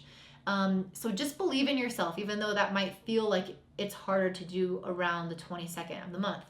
On the 27th, Mercury is going to go retrograde in your career sector. This is your opportunity to wrap up any issues around confidence and believing in yourself in your career. This is an opportunity to revisit old ideas that you've had for career, old skills, old things that you've developed that you can now utilize and repackage in a new way when Mercury goes direct. It's time to revisit them, look at them. They have value, they have merit, but maybe it wasn't the right time. So whatever felt exciting for you before or still has some level of excitement for you now, this is your opportunity to go back and revisit them so that you can, again, reuse them in the upcoming cycle. Now let's talk about Mars, which is the planet of determination, of action, of passion and energy. Mars is going to be in Virgo, which is in your 9th house for the first half of the month, and then it will transition into your 10th house for the second half of the month, from the 14th onward. So being in your 9th house, you guys might be much more excited to learn different skills, to learn different things, to study under different people or to teach people. This is an opportunity where when you seek your truth, you're really finding new avenues to do that. You're finding new ways, especially spiritually around the 1st of the month, for you guys to connect with yourself and understand yourself deeper. The reason I say especially on the 1st of the month is because Mars is going to be opposing Neptune on this day. So this is not really the time for you to have like full steam ahead in your projects or your ideas. It's more so your ability to go within and kind of question yourself, analyze yourself, connect to your own spiritual side, and utilize this energy later on when Mars moves into your 10th house to further your career. On the 6th, Mars is going to be trining Pluto. This is going to be really beneficial to discover maybe secrets about yourself, old parts about yourself that you haven't fully tapped into, inner recesses of power that you haven't utilized. I think you're going to be much more confident. You're going to have this truth-seeking moment, and then once you have these elements of truth come to light, you're going to have much more inner power surface, and you're going to feel more confident in your pursuit of your long-term goals and visions. Okay, on the 25th, when Mars is already going to be in your 10th house of career, it's going to make a trine to Saturn, which is in, again, your second house. to me, this is so wonderful. I feel like you guys are going to be really motivated to start developing certain skills or aspects of yourself that are going to promote greater financial success long term. And I kind of feel like this is like a very potent time for you in terms of career. So I really want you guys to utilize the latter half of the month to go after whatever you want, to study that thing, to develop your skills, to put yourself out there. And I pulled the stimulation card, which has this Mars energy. So I feel like this message is especially potent or especially powerful for you at this time. So let me just read what it says to you. Fresh ideas and situations are presented, and there are moments that can see you and your ideas take center stage. You will need to take full responsibility and step up to the challenge in order to gain a positive outcome or success. Chile asks that you work on your passions in life and make sure they are truly yours, that you are not simply what you think others want you to be or to hear. That is exactly what I was saying. You have this Hermit card, which is all about you defining what your life is, what your beliefs are, what your version of success is, what your relationships want to be like. And then with this Mars trine Saturn on the 25th, you guys are having not only the passion and the momentum and the drive to succeed, but the long-term stability and inner resolution paired with that passion to see this through. But you have to take action. This is saying you have to take action on your goals, on your excitement, in order to see that success. And this trine with Saturn is saying that success will come, will arise. It's if you put the energy, you will get something from it. It might take time, but it will have a positive outcome if you just try. So this is really like the ball is in your court. Once you kind of define what you want, you're going to have an ending of a cycle and a brand new one. And it's going to feel very empowering if you allow it to be, if you realize that you have the power to make this change. So this feels really, really beautiful. Let's look at the last planet, which is Venus. And this is related to relationships and money especially. Venus is going to be in Libra. It's strong in this sign, and Venus is going to be in your 10th house of career. So in terms of receiving money, the first 10 days are really great for you guys to receive money, honestly. And even when Mercury trines Jupiter, you might have opportunities come in around money or ideas around money. So when Venus is in your 10th house, you're going to have more of an opportunity to be visible in the world. Like people are going to be much more drawn to you energetically. They're going to be much more desirous of helping you or at least seeing you in a positive light. On the 5th of the month, though, Venus makes a square to Pluto. So this could be somewhat challenging. And I honestly feel like the challenge is from yourself because Pluto's in your first house. I feel like you guys are having this visibility or these doors open in your career, but you're questioning yourself. You're not sure. You don't know. And it's just about you stepping into your power here. So this is challenging your power by putting you in situations where you can have success. And then on the 6th, Venus trines Jupiter. So I am getting the feeling that whatever realizations and changes that you make on this day are going to have such a positive and fruitful outcome. It's going to leave you feeling more at ease, much more confident, believing in yourself, believing in your life, and you're truly going to end the cycle of self-doubt and self-sabotage that you could have experienced prior to this. On the 17th, Venus is squaring Saturn. So this is when we can start to feel like either our finances are not quite where we want them to be. Maybe you got a little confident and you thought, oh, my finances are great. And then on the 17th, you're like, wait, I don't actually have enough money for this. Or maybe you kind of feel more restrictive or like, I need to be responsible and I need to keep this job or do this responsible thing to have money. But really what that is a scarcity mindset. This is a temporary thing. Finances could possibly feel dry around this time, and the scarcity mindset is coming because the actual circumstances around you are scarce. But I also feel like this is something that's within your control, within your power, in the sense that it's not permanent. And I feel like you have the ability to make different decisions so that doesn't keep happening. But you don't have to do the responsible thing all the time, in the sense that you don't have to do, like you don't have to, how do I want to say this? Like, I feel like this is temporary and that your overall finances are going to continue to rise. And so making a permanent decision off of this temporary lack of scarcity or scarcity might not be the best idea. Let me pull one more card around that to make sure that this advice that I'm giving you is good. Let me pull one of these. So, protection. Yeah, you guys are being protected. You guys actually have the ability to pursue what you want and the finances to pursue what you want, even though it might feel really scarce around the 17th. And you might want to make a decision that feels actually like it's closing in on you, like you're claustrophobic, like I'm gonna do this because I have to do this because I want to be responsible and do the best thing for myself. But actually, you're not meant to do that. You're meant to feel this feeling of scarcity as like a trial or a test, but not to actually be scarce permanently or long term. Because on the 23rd, Venus is going to oppose Uranus in the 5th house. And Uranus in the 5th house is about your creative freedom, you doing what you want to do, you feeling like you're following your passions and your hobbies. And this might bring this kind of feeling like, well, shoot, like what should I do? Should I follow this career path? Should I do my hobbies? Like, what am I supposed to be doing right now? This opposition can indicate a tenseness, but a desire for freedom, a desire for liberation, a desire to make a change. So if you've been stuck in a career that you feel like isn't actually benefiting you, this could be a time to make a shift with that. If you've been wanting to have new creative freedoms, this is a time to make any changes that reflect that. I don't know what that looks like for you guys, but it's about following your passions. You are protected. You're not going to fall into a cycle of lack unless you think that you are. But to me, this 9 is indicating to me that if you're following your passions and if you truly believe that you're supported, you will be supported. So there's not this need to worry. On the 29th, if you do make those changes, if you do something to liberate yourself, you're going to feel so much better because you're going to have Venus making a trine to Neptune, Venus making a square to Jupiter, and this is going to give you this freedom of creativity, this optimism in your mindset, feeling a lot better about your choices and your outcome.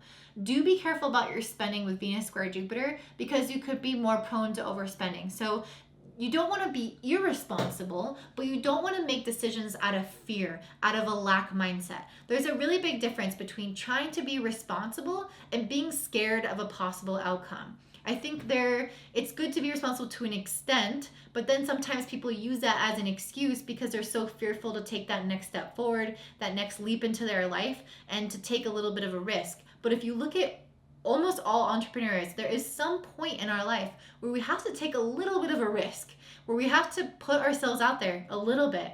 And the sense that I'm getting here is that you guys are going to have this point where you could have a little bit of a leap between step B and step C, and you have to just jump and just go for it and commit in order to have that success. But you have to believe that's possible for you. And again, don't overdo it, don't overspend, don't get crazy with it, but know that you can take that step and you can take that leap and that you are protected.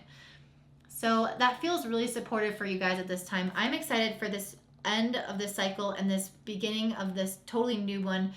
Be mindful that transitions sometimes are uncomfortable. Don't push yourself. Enjoy this process of the in-between, and do your best to follow your passions despite your fears. So that's what I see for you guys, Capricorn Rising. If this resonates, please like and comment down below, and I hope you have such a beautiful day. Bye. All right, up next we have Aquarius and Aquarius Rising. So for you guys, I'm going to be looking at this whole breakdown by planet. So if you feel like it's a little bit like disorganized, let me know in the comment box below because I'm looking at it chronologically but by planet, so the dates are not super cohesive. So let me know. So you guys are going to have your sun transiting through your 8th house for most of this month, and then on the 22nd, the sun will move from Virgo into Libra, which is your 9th house. So having the sun move through your 8th house can be a time where you really examine any insecurities that you have that are holding you back. This is a lot of times fear from past trauma, fear from past or insecurities from past incidences that really left us feeling like questioning ourselves or like we weren't sure if we had what it takes.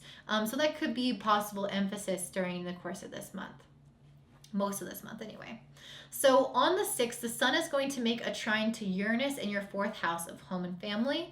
So this can be a really positive time for you to receive support from your loved ones, especially emotional support from other people, and have some shifts and realizations around your emotional nature and how your past has affected your current or your present and how it's affected you from pursuing the things that really interest you, that really fascinate you. How you might be holding yourself back because of some past either childhood woundings, emotional woundings, or beliefs that you could have inherited from family, ancestral trauma, anything like that, can become much more obvious and help become broken at this time, or make an actual shift. Wow, none card.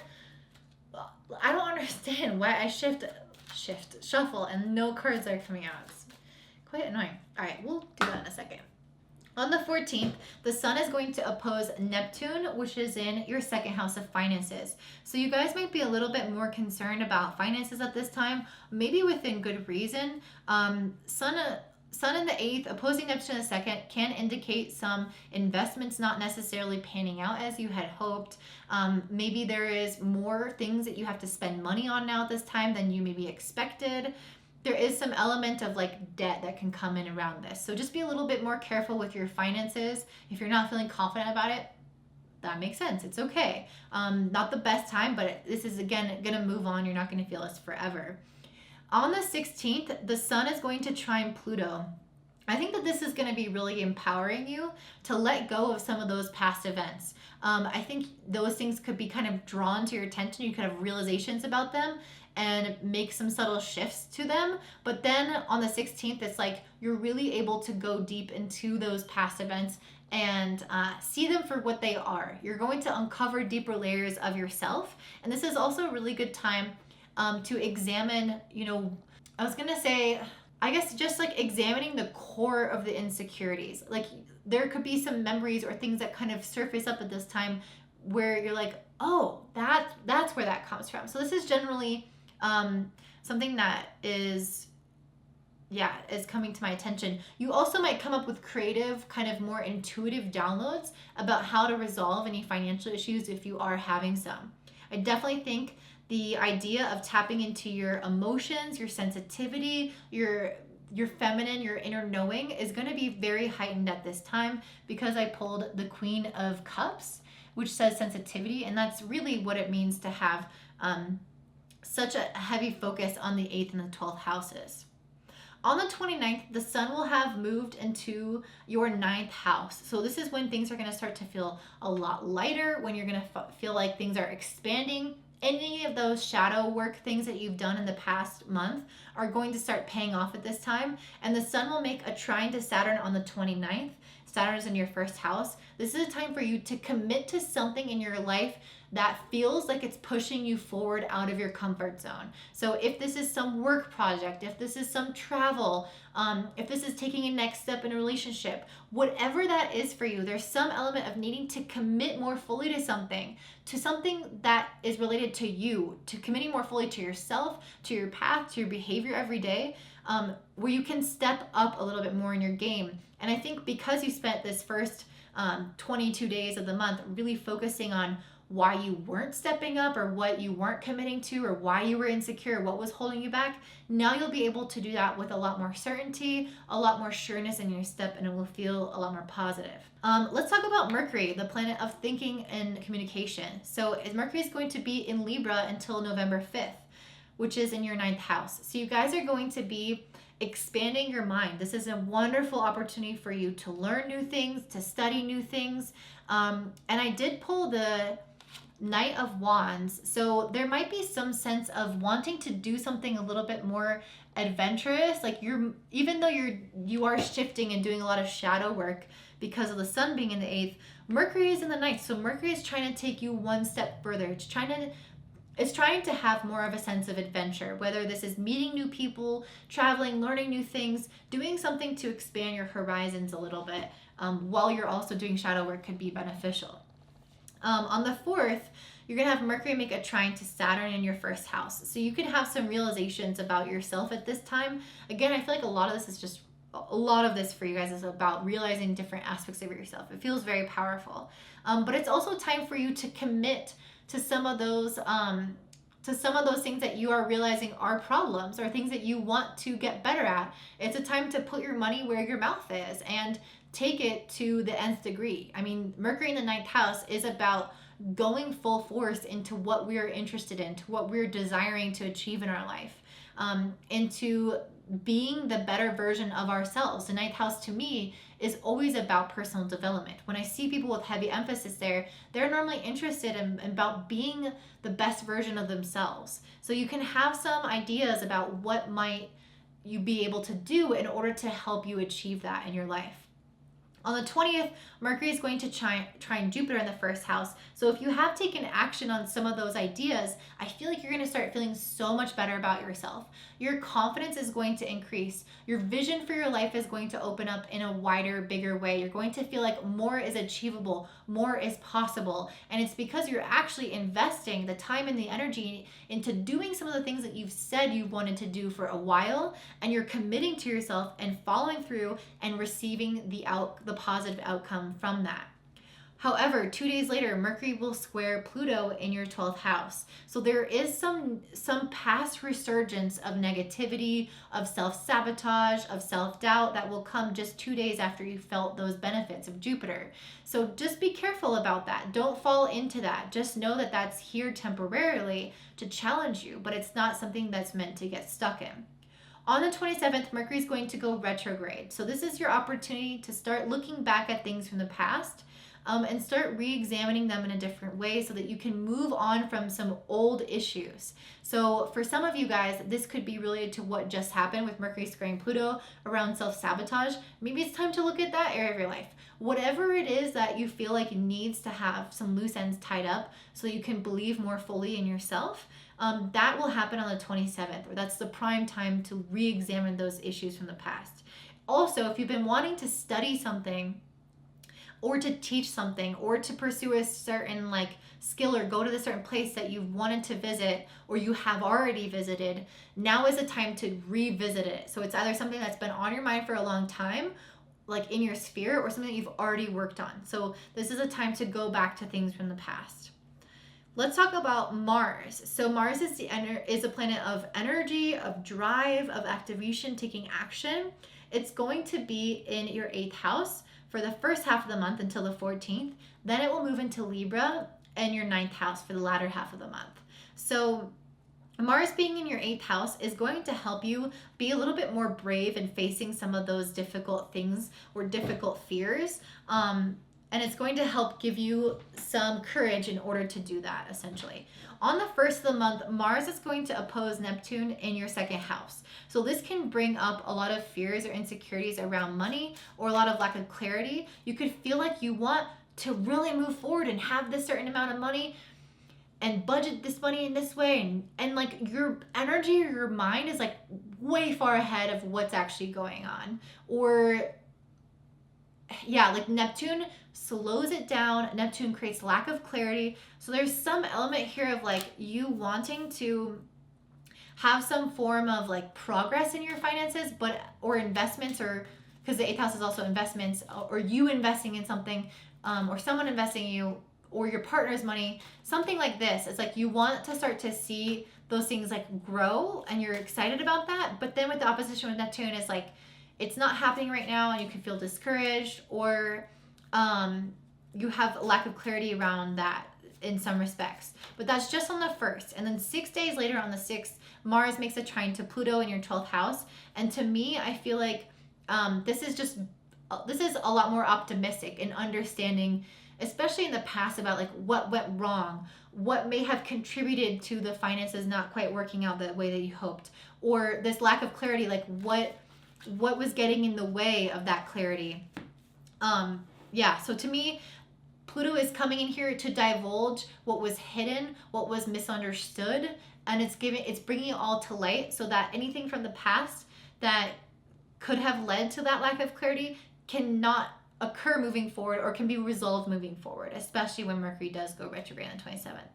Then on the 25th, Mars is going to trine Saturn. So by this time, Mars is going to be in your 9th house and trining Saturn in your 1st house. This is going to help you believe a lot more in yourself. It's going to give you a lot more energy to work towards your goals.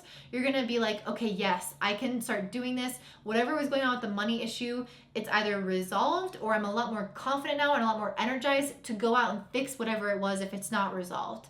So it's this feeling of being determined, of going after what you want, but in a way that feels exciting and adventurous, and not just like, oh, I need to do this. It's like, I want to do this, and I will do this.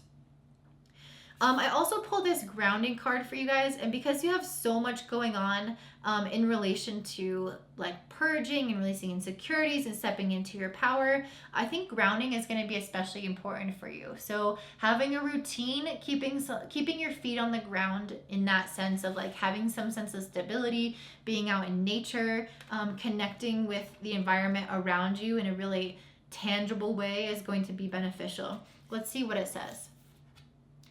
Explore the deeper, innermost areas of yourself in situations, as potato indicates energies that are calling you to look again at what you may have once missed and will help to bring stability. If you're looking for an answer, try pulling back a little to let things settle on their own first.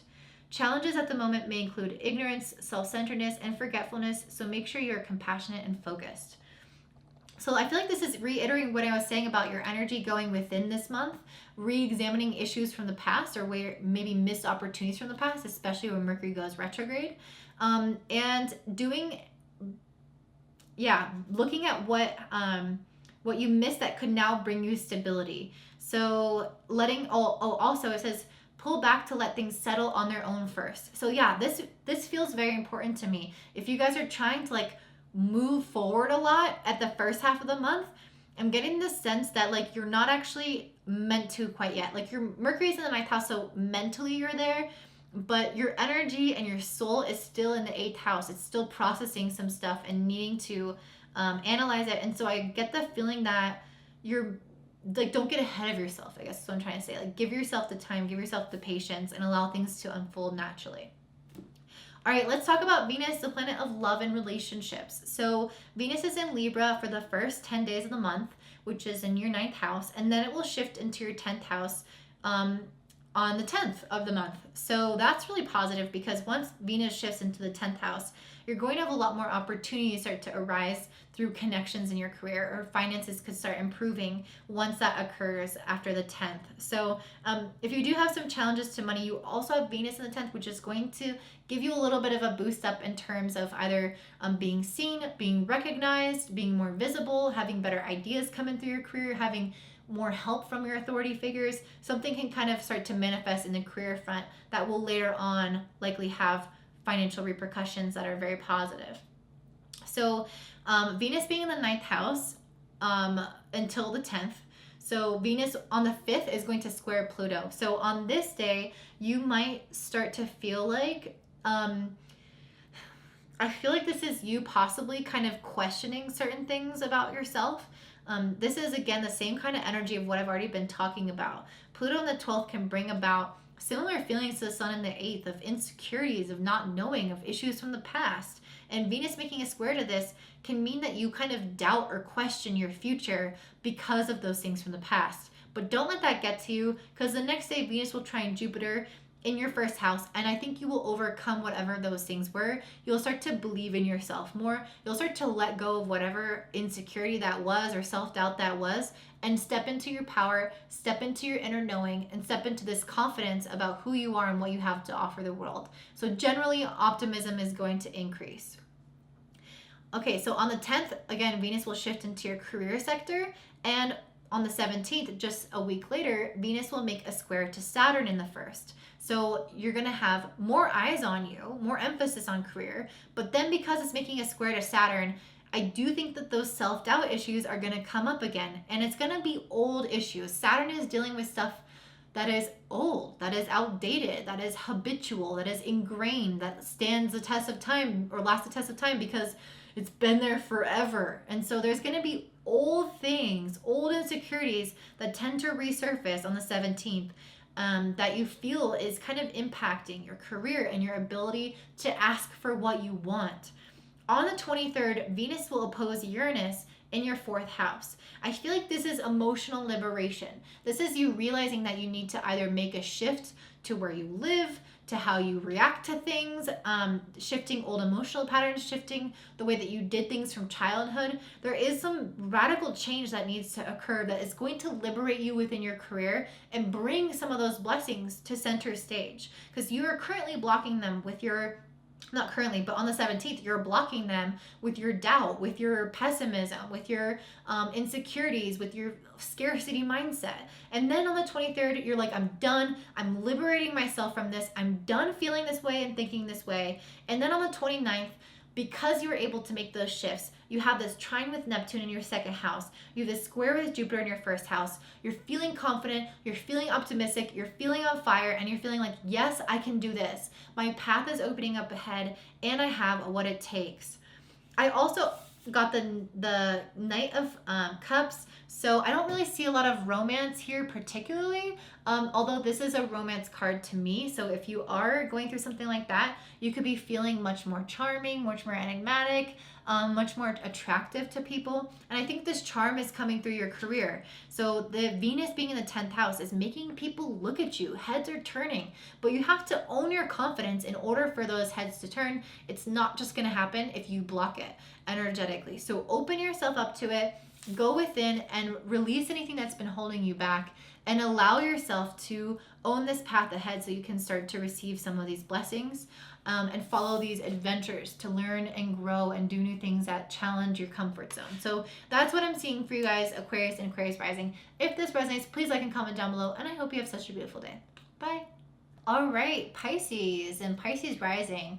This reading is for you. So I just wanted to let everyone know that I'm dividing this reading by planet. So I'm going in chronological order for each planet, which means that the dates might be like a little bit weird, because one planet I'm going to go from start to finish, the other one from start to finish. I will try to make it as much of a story as possible. If you like or don't like this, let me know in the comment box below so I can adjust moving forward. So I appreciate your feedback. So for most of the month, for you guys, the sun is going to be in Virgo in your 7th house of relationships. And then on the 22nd, it's going to shift into Libra, which is in your 8th house. So the primary focus is going to be around relating to other people, working with other people, examining aspects of your relationships for a good part of this month.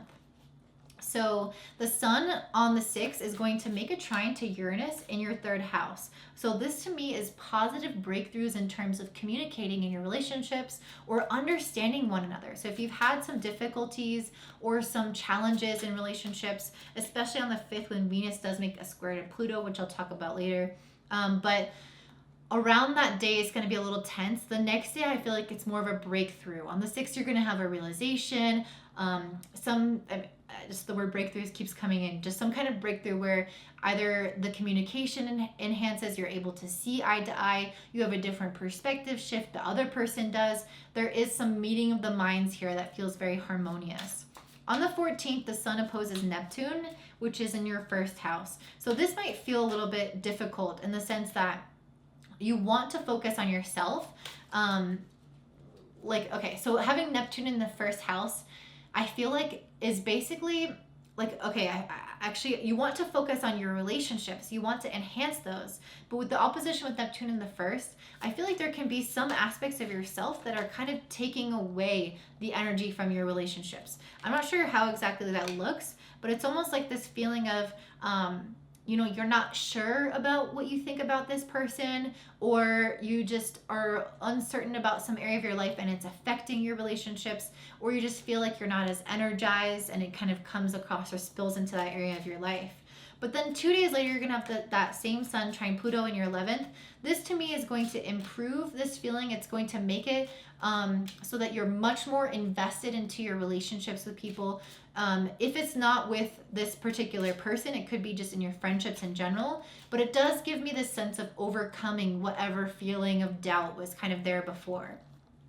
On the 29th, the sun is going to make a trine to Saturn. So by this time, your sun is going to be in the 8th house, and Saturn is in your 12th house. So a trine between the 8th and 12th house, especially with the sun and Saturn, can bring up some more insecurities, especially around intimacy with other people. So you can have things that feel like are bringing up past issues within your desire to be vulnerable, within your attempt to be vulnerable with people.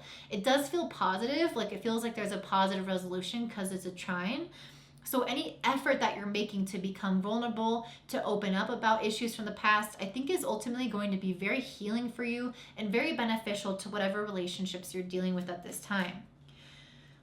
Let's talk about Mercury, which is a planet of mindset and communication. So Mercury is going to be in Libra, which is in your 8th house, until November 5th. So Mercury being in the 8th house is going to have you focused on cultivating some intimacy in these relationships. It's also going to help you focus on what is blocking that from occurring. It could also be you kind of focusing a little bit more on diving into any insecurities that are holding you back, as well as any debt or taxes or money related issues that come up at this time. On the 4th of the month, Mercury is going to trine Saturn in the 12th. So this is a good opportunity to kind of examine maybe what debt you have, where money is coming and going. Like if you look at your bank account statements, maybe you notice you haven't been watching Netflix, but you've been paying for it every month. Good time to cancel Netflix or pause that subscription. It's also a good time to have, again, these meaningful conversations about things from the past that you feel like have maybe affected your relationships currently. So allowing yourself to go there is going to have a positive reception, is going to actually have a stabilizing effect on your current relationships in your life and on your own mental health as well. On the 20th, Mercury is going to trine Jupiter, which is again in your 12th house. So any kind of conversations you've had prior to this with that trine with Saturn that I was just mentioning is going to pay off tenfold. It's going to give the opportunity of feeling like you're connecting with somebody else's soul. This could be a friendship. This could be a partner. It doesn't have to just be relationships, but there is some element of being able to feel like your relationships, your vulnerability is allowing that person to truly see you for who you are. And your soul or your spirit is having some form of escalation or elevation from that experience. It definitely feels like it's very healing, yeah, indeed. On the 22nd, Mercury is going to square Pluto. So this can start to bring up some issues specifically related to your friendships, but it could be anything. It could even be around your vision for the future, your goals. But there's some element here with Mercury squaring Pluto where you start to question yourself, where you're not sure. Maybe one of your friends said something about your vision or your goals, and you're like, oh, that's triggering this old insecurity, this old wound. It's a feeling of being uncertain, I want to say. And then on the 27th, Mercury goes retrograde in Libra in the 8th house. So I feel like this is your opportunity to maybe revisit whatever was triggered at that time and resolve it. Resolve anything that feels like it's left open, like it's not helping you in some respects, like it's impacting your relationships negatively. It's time to go back to those old issues and put a bow on it. Financial issues as well. If you've been having money management issues, now is the time to go back and again wrap those things up and put a bow on it so you can move on in the next cycle and not have that energy carried over, negatively impacting you moving forward.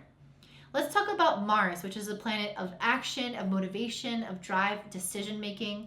It's going to be in Virgo in your 7th house of relationships for the first half of the month, and then the second half it's going to be in the 8th house. So for the first half, it's focusing on how to decision making in terms of relationships, what you want to pursue, what you want to take action on. You're going to be much more motivated about like reaching out to people, connecting with people, improving relationships. But Mars in the 7th house could also make you like a little bit touchy. It can make, if somebody says the wrong thing or does the wrong thing, it can make you a little bit less patient with them, a little bit more frustrated with them. And then when it moves into your 8th house on the 14th, you're going to have this energy and drive to start to work on whatever is blocking you from feeling vulnerable, or whatever debts or negativity is going on in your life in general. It's going to help you direct your focus towards that. So on the 1st, Mars is going to oppose Neptune in your 1st house. So this is a time when you feel like you're not having total clarity about some aspect of a relationship. You might feel like you're having some doubts about yourself or how you're feeling or some element of what somebody is saying to you. There's some lack of clarity or lack of confidence that can come in with this. Maybe you don't know where you stand with somebody. You were feeling good, but now you're not sure. And I feel like that is going to go away on the 6th when Mars makes a trine to Pluto in the 11th. You're going to talk to somebody, you're going to have your friends kind of give you a different perspective, or you're going to reignite that relationship in a more social setting. Something is going to occur where that doubt is alleviated and there is a truth that reemerges from whatever just happened. On the 25th, when Mars is in your 8th house, it will trine Saturn in your 12th house. So this is a really good time, again, to start releasing any of those negative blocks from the past. I think that this is a common thing for you. The vulnerability aspect is so key, and those blockages from letting people in are going to become really obvious on the 25th and really surmountable. It's going to be possible to overcome it. You're going to have the drive, you're going to have the discipline to actually go into those issues and resolve them permanently, or at least to an extent permanently. Let's talk more about relationships because we're talking about Venus. So Venus is in Libra. It's strong in Libra, which is in your 8th house. And then it will shift into the 9th house on the 10th of the month. So I think that this is going to help you do some of that dirty work or some of that heavy lifting to help ease whatever difficulties can come up around those blockages from being vulnerable. So on the 5th, Venus is going to make a square to Pluto in your 11th house. So this time you might encounter some more shadow sides of yourself or your friends or your partner or whoever. There's some shadow sides that are likely to come up in relationships at this time. More people being jealous, more people being controlling or manipulative or not understanding or fearful, insecure. Those things can be exacerbated. But then just a day later, Jupiter is going to make a trine to Venus, and it's going to help you release whatever came up in a positive way and help you learn and grow from that experience and have wisdom where you can carry that with you moving forward. On the 17th, when Venus is now in your 9th house, it's going to make a square to Saturn in your 12th house. So I feel like you guys are going to be feeling more optimistic when Venus moves into the 9th, but when it squares Saturn, some of those old issues come up and the optimism can be stifled. You can start to feel like this scarcity mindset, either around the direction of where your life is going, around your relationships, around money. There's a lot of possibilities where this can emerge, where the feeling of crippling self-doubt can come back. And then this is going to be resolved on the 23rd when you have Venus opposing Uranus in the 3rd house. You're going to receive some communication, some insight, some idea, some shift in mindset. Something is going to either come in from externally or from within you that is going to shift things. You're going to realize that this crippling self-doubt, this crippling situation from the past, you're going to realize something or hear something or know something that is going to make that stop, that is going to liberate you from this feeling of anxiety, this feeling of being uncertain. And so it's going to be a little bit of volatile at that time, especially in relationships, and for you, especially in your mindset associated with anything in your life, but especially relationships. But it's going to give you freedom, and it's going to give you the change that you and your soul need in order to survive whatever you're going through. Or thrive, I should say. On the 29th, Venus is making a trine to Jupiter, or trine to Neptune in your 1st house and a square to Jupiter in 12th. I feel like this is the definition of being healed, of ending some kind of cycle of not knowing what you want. And I think that's maybe what the 4 of Cups is.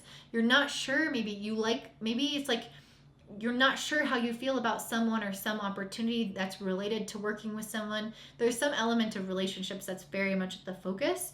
But this 4 of Cups is like, I'm not sure if I want that. I'm not sure if I want to take action on what the universe is giving me. There's some feeling of uncertainty. But what I get is that you're going to start off that way and you're going to end feeling healed. I think actually what is getting in the way from you accepting this from the universe is maybe it's not right for you. I can't say for sure because it's going to be different for everyone. But I think actually for a lot of you, it's going to be self-imposed blocks. It's going to be you holding yourself back from pursuing someone because of things from the past, of insecurities, of not wanting to let someone in, fear around being vulnerable. And I think you're not going to quite realize that right away, but then you're going to have these moments of breakthrough. For example, when the sun trines Uranus on the 6th, or when Venus opposes Uranus on the 23rd, you're going to have these little breakthroughs where you're going to realize what was holding you back or what wasn't right if something wasn't right. So it's going to help you gain a lot more clarity. And I think that's why I pulled the King of Swords, which is about having a mastery over your mind, understanding why you act the way that you do, having a full conceptual understanding of the deeper layers of yourself and your behavior and your feelings and your emotions, and analyzing all of it from this point of clarity. So I feel like that's what you're going to be gaining, and that's going to be extremely healing for you. And I pulled this energy card, and I'm getting the sense that this is more healing than energy. I don't feel like this is a very Mars driven month for you necessarily. It feels more like a month to let things go that can be stopping you from enjoying true partnership, or that can be stopping you from enjoying good friendships, or that can be contributing to you staying in old cycles of relationships with people that aren't actually benefiting you. So there's some element here of you needing to shift or heal certain aspects of yourself to improve your relationships, whether that's leaving somebody or accepting someone, letting them in. It's going to be different for everybody. But let me read what this card says for energy. It says, the orange. Adventure and rapid progress are indicated, and it's specifically anchored to your true purpose and the direction of your current taking. Oranges indicate that anything is possible, although you need to get that willpower working hard. There will be challenges, but you can overcome them, and someone around you may need extra support at this time. Be wary of apathy, of losing interest too soon before giving something a chance, and of negativity. That to me is about your relationships, because there's such a focus on that. I mean, it doesn't have to be, but most of this is about relationships. So I feel like what this is saying is that anything is possible, but you have the willpower to direct where this is going. If you decide to let your insecurities block you, then or past events or not wanting to get vulnerable block you, then it won't manifest. It won't happen. If you want it to happen, it will. It's really up to you and your personal behavior. It says there's going to be challenges and that someone needs extra support. I feel like the challenge is you being able to go deep and uncover some of these things that can be keeping you from being vulnerable. And someone needing support is probably this other person who needs to know that, like, whatever you're going through maybe isn't personal. It's actually more about you than it is about them. And again, this can be any relationship in your life where you're trying to create more of a bond or more intimacy. It's not just partners, it's anyone, but partners are especially highlighted. And if you're developing apathy or losing interest too soon, you have to ask where that's coming from. Is this a defense or coping mechanism, or is that truly how you feel? And I think you will get to truly understand that by the end of this month, if that is how you feel or if it's a defense mechanism, like I was saying. Because I get the feeling that a lot of you are actually given a really beautiful opportunity by the universe and rejecting it. And I think you'll get full awareness around why you're rejecting it and overcome some of that. I think some of you, though, I mean, of course, there's going to be some of you who this is not actually right for, and that's why you're rejecting it. But regardless, there is healing that needs to be done, and that will be achieved, especially through your relationships at this time for you, Pisces. So that's what I'm seeing for you guys. If this resonates, please like and comment down below, and I hope you have such a beautiful day. Bye.